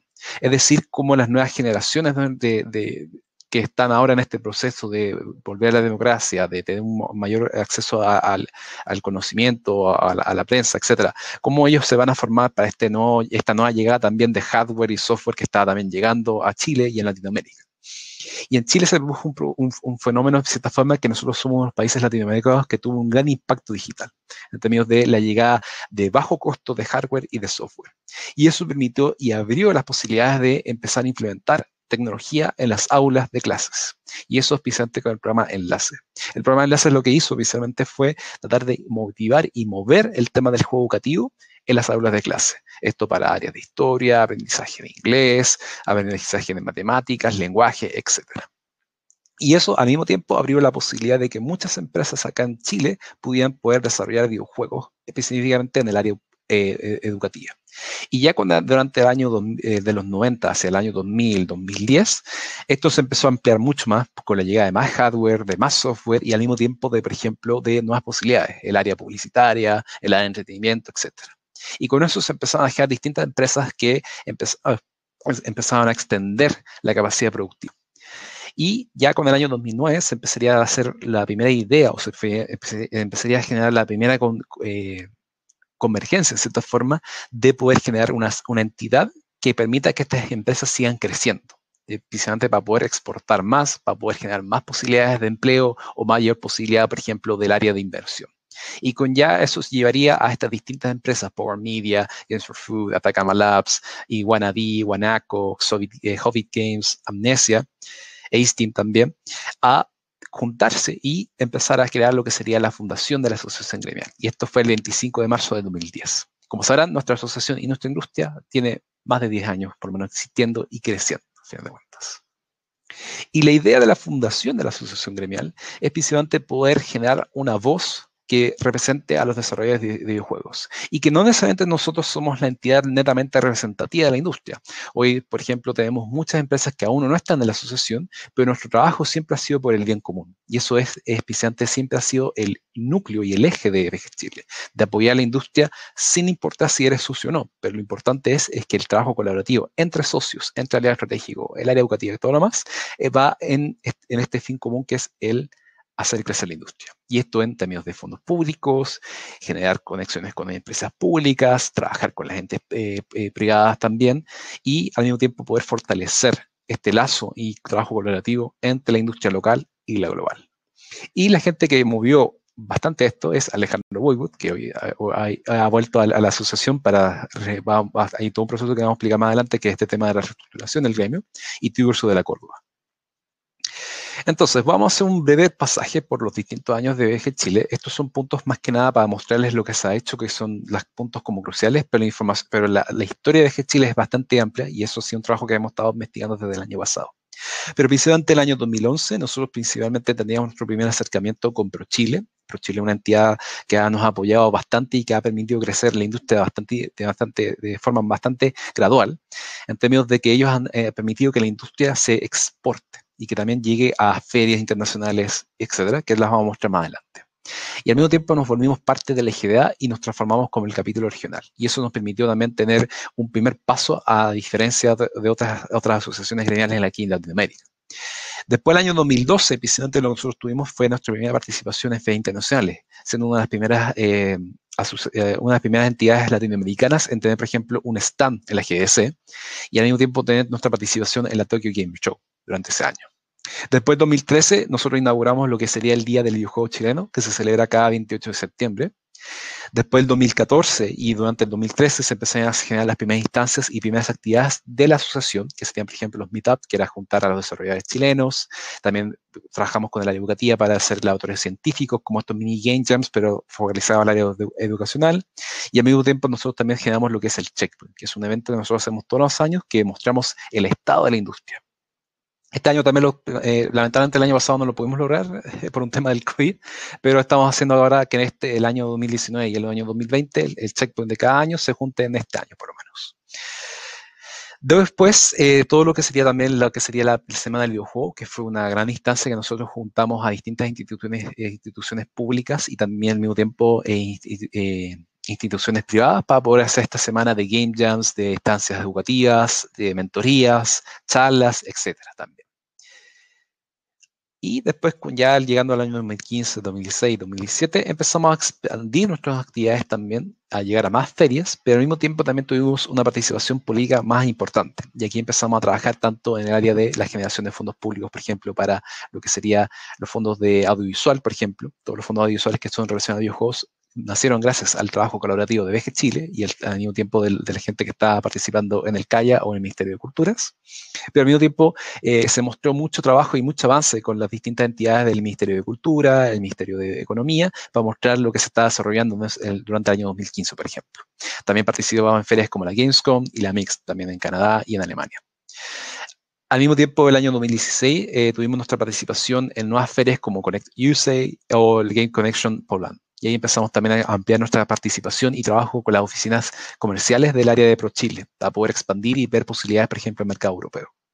El año 2017 empezamos también desarrollamos nuestra primera actividad de, por ejemplo, crear nuestro propio tour de negocio, que ahí estuvieron empresas bastante importantes del área, como Cartoon Network, Nickelodeon, etcétera, para el área, por ejemplo, de desarrollo de juegos web. Al mismo tiempo, nosotros empezamos a participar en Enexpro, que es una feria que se desarrolla por Chile para conectar a distintas industrias creativas entre sí. Y al mismo tiempo, nosotros tuvimos una reunión bastante importante con el mercado chino, y especialmente para poder generar la conexión con los desarrolladores y también con los publishers de ese sector también. El año 2018 y el año 2019 tuvimos también un trabajo bastante importante con la llegada de lo que sería la marca sectorial, que es una entidad que se desarrolla con el Ministerio de Economía, que es para poder generar como un sello de calidad, en cierta forma, de las exportaciones que se hagan para ciertos mercados y que hemos estado trabajando desde ese año. Al mismo tiempo hemos trabajado también con la Asociación de Mujeres en la Industria de Videojuegos, que es una entidad que busca apoyar y poder fortalecer la presencia femenina en la industria, tratando de apoyar y eliminando, por ejemplo, las situaciones de bullying, tratando de mejorar las condiciones, por ejemplo, para las trabajadoras dentro de nuestra área, y hemos tenido un trabajo desde ese año hasta el día de hoy. Al mismo tiempo hemos estado también colaborando y trabajando precisamente para el tema del Centro para las Revoluciones Tecnológicas de Industrias Creativas, que es un macro proyecto que se está haciendo acá en Chile para poder apoyar la industria creativa. Al mismo tiempo, nosotros también fuimos parte y nos unimos a la TAM Video Games Federation. El año 2019 hemos tenido distintas reuniones y hemos tenido varias conexiones, por ejemplo, con entidades de investigación como la ESA, que es la Entertainment Software Association, que busca precisamente hacer investigaciones concretas con el área de consumo de videojuegos, para poder ver cómo ellos hacen las métricas y también tratar de replicarlas acá en Chile. Y al mismo tiempo también hemos tenido también la firma de memorando del entendimiento entre VG Chile y una de las asociaciones gremiales más importantes del mundo, que es GAME, que es la Asociación Gremial Alemana de Desarrollo de Videojuegos. Y eso fue también un trabajo que nosotros realizamos con ProChile.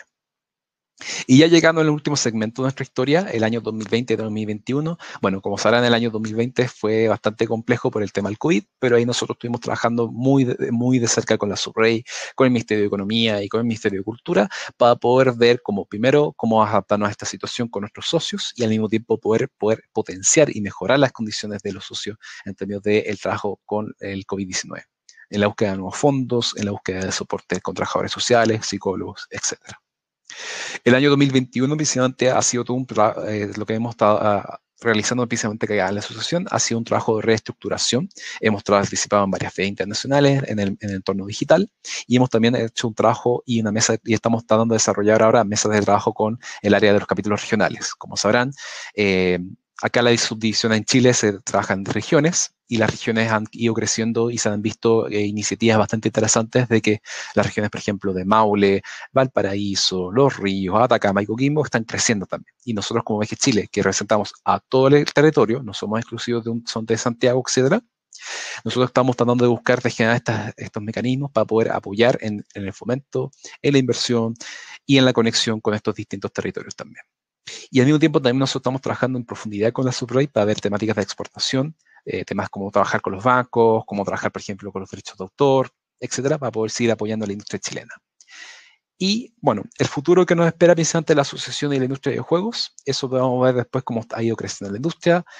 Van a ver que los números están creciendo, la adaptación a distintas situaciones que hemos tenido ha ido también ha sido bastante positivo en cierta forma, y al mismo tiempo esperamos que nuestra industria siga creciendo con las nuevas oportunidades que hemos tratado de generar en el último año. Ahora, respecto a lo que es términos de lo que es el catálogo de videojuegos aquí en Chile, es bastante variado. Y la idea es que nosotros ahora que les vamos a mostrar un video, este video es una recopilación de todos los videojuegos que se han hecho durante el año 2010 hasta ahora. Así que espero que puedan ver lo que se ha hecho acá en Chile.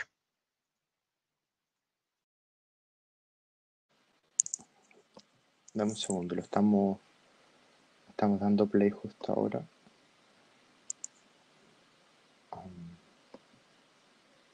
¿Me puedes confirmar de que se está viendo?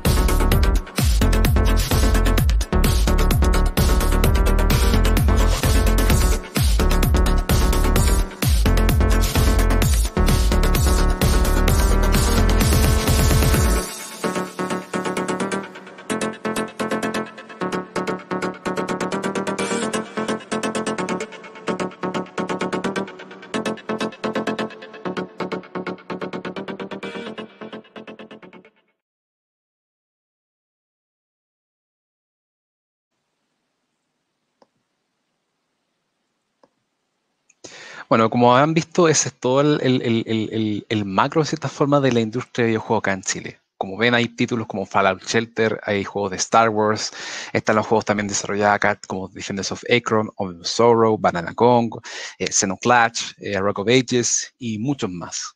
Y esto ha demostrado que precisamente nuestro territorio aquí en Chile ha podido generar tantas propiedades intelectuales propias muy interesantes, con al mismo tiempo trabajar con propiedades intelectuales externas súper importantes también, y que hay una confianza en los desarrolladores chilenos.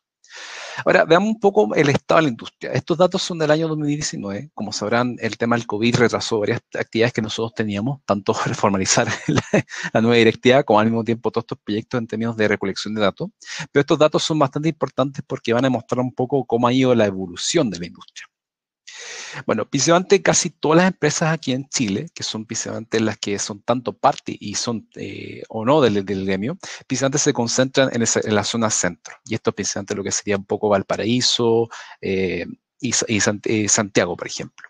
Pero es importante ver que también el crecimiento, en cierta forma, de las empresas del norte y el sur ha ido aumentando con el tiempo. Adicionalmente, también hay que remarcar que también parte de las empresas aquí en Chile, en cierta forma, han visto que si nosotros igual exportamos un poco, que es un 38%, es casi todo lo que viene en términos de profit o de ganancia, en cierta forma, aquí en la industria, viene de la parte exportadora.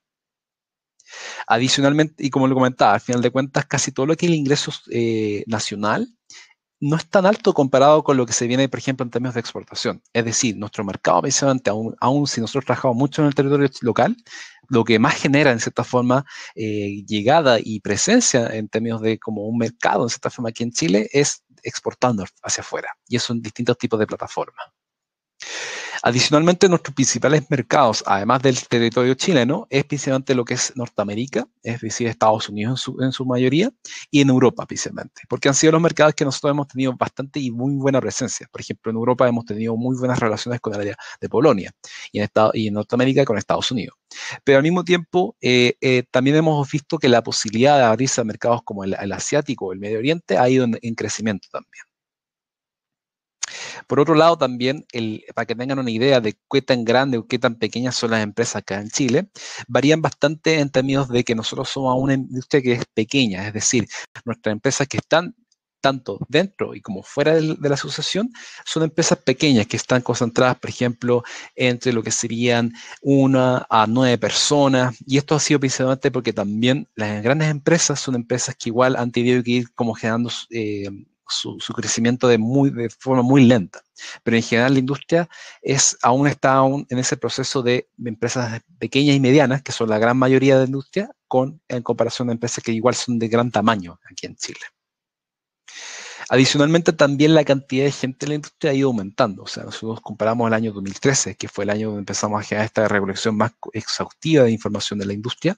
Hemos visto que hemos tenido como un crecimiento que se mantuvo bastante horizontal y que después empezó a crecer, y que hemos visto que estos números van a ir creciendo, precisamente porque también hemos tenido conocimiento de que el año 2020 se abrieron más empresas y más iniciativas en ese sentido.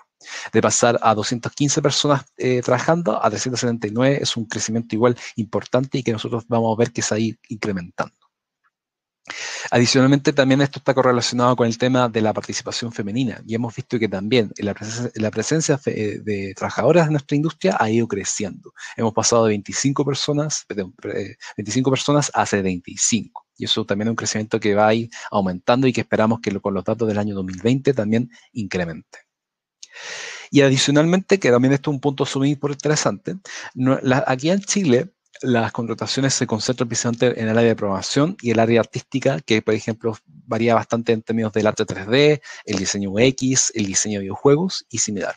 Y aún no hemos visto o no hemos podido localizar precisamente el tema de la localización, pero estamos esperando que eso vaya aumentando también con que las empresas se empiecen a exportar más.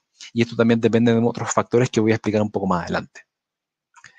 Adicionalmente, también la cantidad de ingresos que se ha ido visto en la industria ha ido variando también.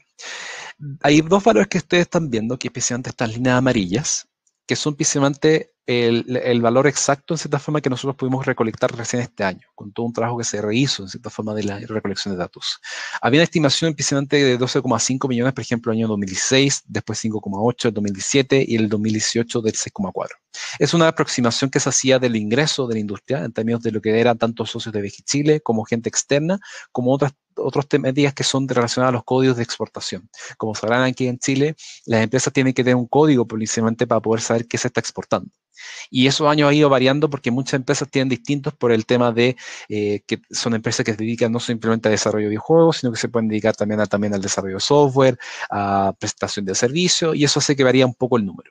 Pero nosotros lo que hemos visto precisamente es que la industria, en cierta forma, del año 2016 al año 2007, hubo un receso precisamente por la cierre de dos empresas que era Behavior y Dina. Y esto fue precisamente porque fueron decisiones externas de las empresas y no por un tema de la calidad.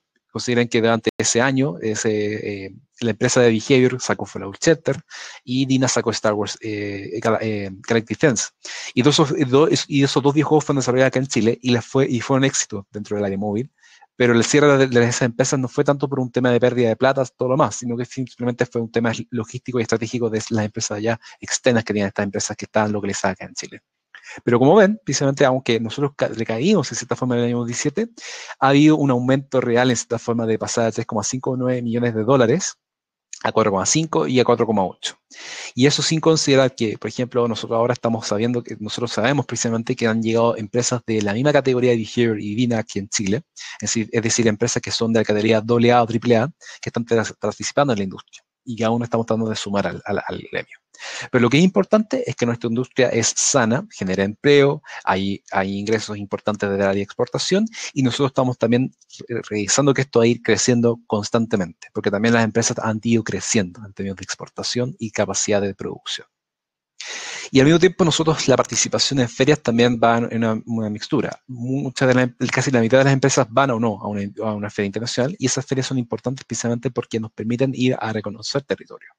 Los mercados que nosotros somos sí o sí, que hemos participado bastante fuertes, ha sido precisamente lo que es Estados Unidos con la GS y la Gamescom que ha sido precisamente con el área de Alemania. Y eso también se suma a Mix, que es en Canadá, Digital Dragons, que es en Polonia, y Console Connect en Europe, que va cambiando de localización, que a veces en Inglaterra, a veces en Polonia, etcétera, etcétera. Pero como ven, especialmente nosotros tenemos una gran presencia en estas dos instancias de mercado internacional. Y adicionalmente, aquí en Chile, Vicente, siempre había un interés de seguir participando en las instancias, por ejemplo, en Europa, tanto en Europa como en Estados Unidos, pero al mismo tiempo ha ido incrementando, por ejemplo, las ganas de participar, por ejemplo, en Big Festival, que se desarrolla en Brasil, como al mismo tiempo en la Tokyo Game Show, que se desarrolla en Japón. Ahora, como ven, estos son los datos generales que nosotros tenemos de la industria.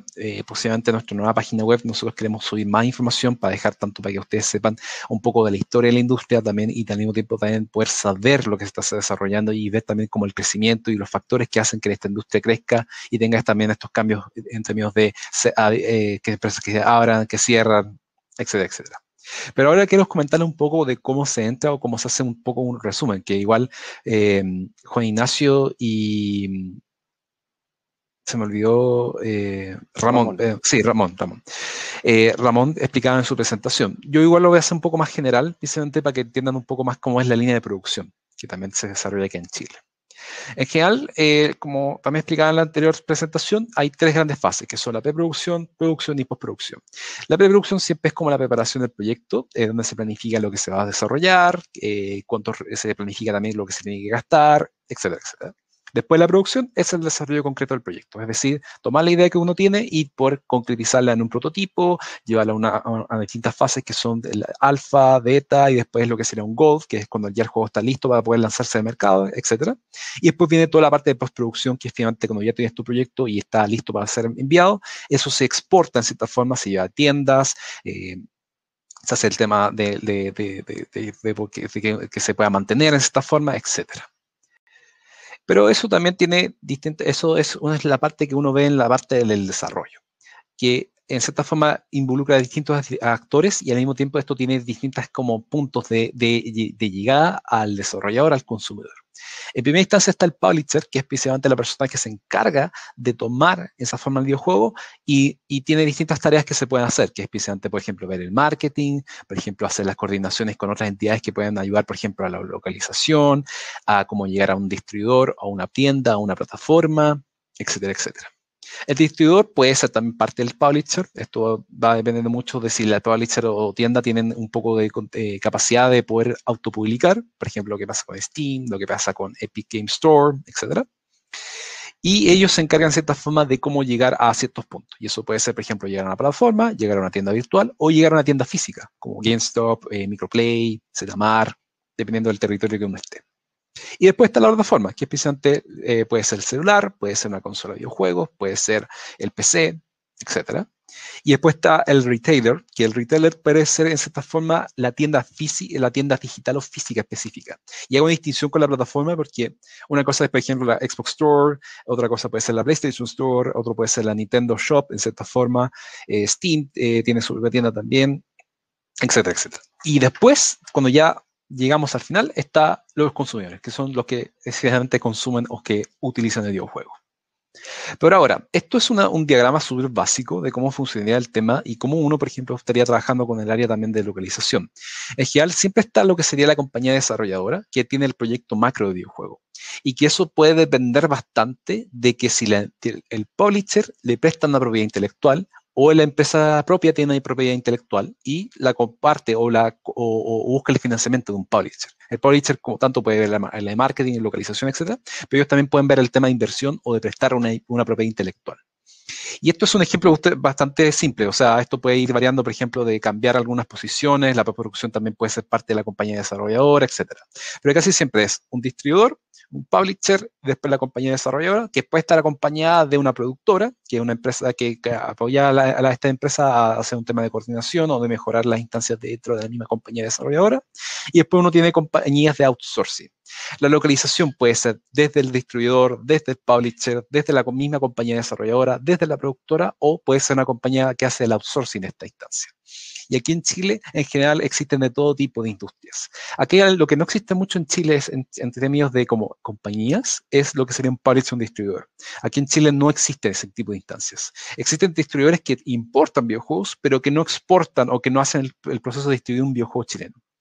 Acá en Chile lo que más hay, en cierta forma, es lo que sería más que nada una compañía desarrolladora, es decir, ellos desarrollan videojuegos en concreto o pueden desarrollar una pequeña parte del videojuego, y lo que sería una compañía outsourcing, que especialmente compañías que ven, por ejemplo, no sé, el tema del desarrollo de música, el desarrollo de sonido, el desarrollo de assets 3D, por ejemplo, modelar personajes para un videojuego o assets para un videojuego, escenario, etcétera, o al mismo tiempo prestaciones legales, etcétera, etcétera. Entonces, esa es como la estructura como más básica y que se da aquí en Chile. Y aquí en Chile, la posibilidad de que exista una empresa de localización, yo creo que por lo menos en lo que nosotros estamos estimando, por lo menos de aquí a 5 a 10 años, es bastante plausible, porque también nuestro mercado o nuestra posibilidad de trabajar aquí, de poder generar una industria tanto que pueda exportar a Brasil, a Estados Unidos, a todo lo que es, por ejemplo, el mercado europeo o el asiático, que también está bastante ha ido incrementando las relaciones, por ejemplo, con Japón acá en Chile, hay una necesidad de cómo poder tomar los videojuegos chilenos y poder llevarlos a estos distintos mercados. Y bueno, eso sería precisamente la presentación. No es tan extensa como se podría hacer, porque igual hay mucha información. Todo lo que es, por ejemplo, datos de IBG Chile, tenemos harta información, pero quería presentarles un poco más como lo general que es la industria. La industria ha ido creciendo de cierta forma y esperamos que en los próximos 10 años, con todo el trabajo que se ha hecho, de cierta forma, siga creciendo. Así que les agradezco por haber escuchado esta presentación. Muchas gracias a ti, Guillermo, y estoy buscando en el chat a ver si alguien tiene alguna pregunta. Para mí es súper interesante. Nosotros como traductores, como distribuidores de un software que ayuda a traductores a hacer esto, les podemos comentar que el 90% de las compañías de videojuegos usa MemoQ, que es el software con el que nosotros trabajamos en los procesos de localización, y que podemos también anticipar, porque es un fenómeno a nivel global, que esta industria está creciendo y Chile también es parte de eso. Así que queríamos compartir eso, darle visibilidad a la industria chilena y viceversa en este espíritu de crear ecosistemas y sinergias para crecer ambos. Nosotros también somos, somos pocos, no somos una industria, somos poquitos acá, profesionales que trabajamos en esto y creo que podemos hacer fuerza y ayudarnos mutuamente. No sé si algún participante tiene alguna pregunta. De otra forma, dejaríamos hasta acá la sesión del día de hoy, invitándolos a que participen y se inscriban en este taller que vamos a tener de 8 horas con Ramón y con Juan Ignacio. Les haré llegar claramente información y detalles para que la revisen con cuidado, que se va a llevar a cabo en el mes de junio. Álvaro Pavier nos dice: si quisiera trabajar en localización para un videojuego acá en Chile, ¿a quiénes debería acercarme para tener probabilidades para poder hacerlo? Álvaro, yo creo que como comentaba Guillermo, están a todos los niveles las oportunidades. Hay que empezar a investigar a cada uno de esos niveles dónde están las oportunidades y empezar a buscarlas. ¿Bien? Yo creo que precisamente, bueno, más que nada yo creo que sería tanto el trabajo que estamos haciendo ahora con aquí en Chile, nuestros datos de contacto están ahí y claramente nosotros igual vamos a tener todo un tema con Verbavolant en poder generar una alianza estratégica. Y nuestra idea es que nosotros lo que estamos tratando de hacer, por lo menos como esta directiva, por lo menos del año 2020 al 2022, es poder conectar con distintas entidades que trabajan en el área de localización, el área legal, el área artística y similar, de poder generar una sinergia en cierta forma con los profesionales para poder encontrar oportunidades de empleo y también oportunidades de generar empresas, al final de cuentas. Porque, como dice al final de cuentas Renato, que no, uno tiene que igual moverse en esta industria. Yo originalmente soy sociólogo de la Católica, pero yo toda la instancia y todo lo que yo como llegué a esta industria fue precisamente moviéndome en cierta forma de hablar con actores principales, hablar con la asociación gremial. O sea, yo conocí la industria gracias a la asociación gremial y por eso después me volví colaborador y ahora soy presidente. hay todo un tema de devolver la mano en cierta forma. Pero lo importante es que es poder generar esas redes. Las redes son el factor más importante de esta industria, al final de cuentas. Absolutamente, comparto eso. Bueno, sin nada más que decir, le agradezco nuevamente a todos, Ramón, Juan Ignacio, Guillermo, por haberse dado el tiempo de participar un día sábado en una actividad. Muchas gracias también a todos los que participaron de la sesión en vivo y a los que están viendo la grabación también. Que estén muy bien todos, que tengan un muy buen fin de semana. Nos vemos la próxima. Chao, chao. Chao.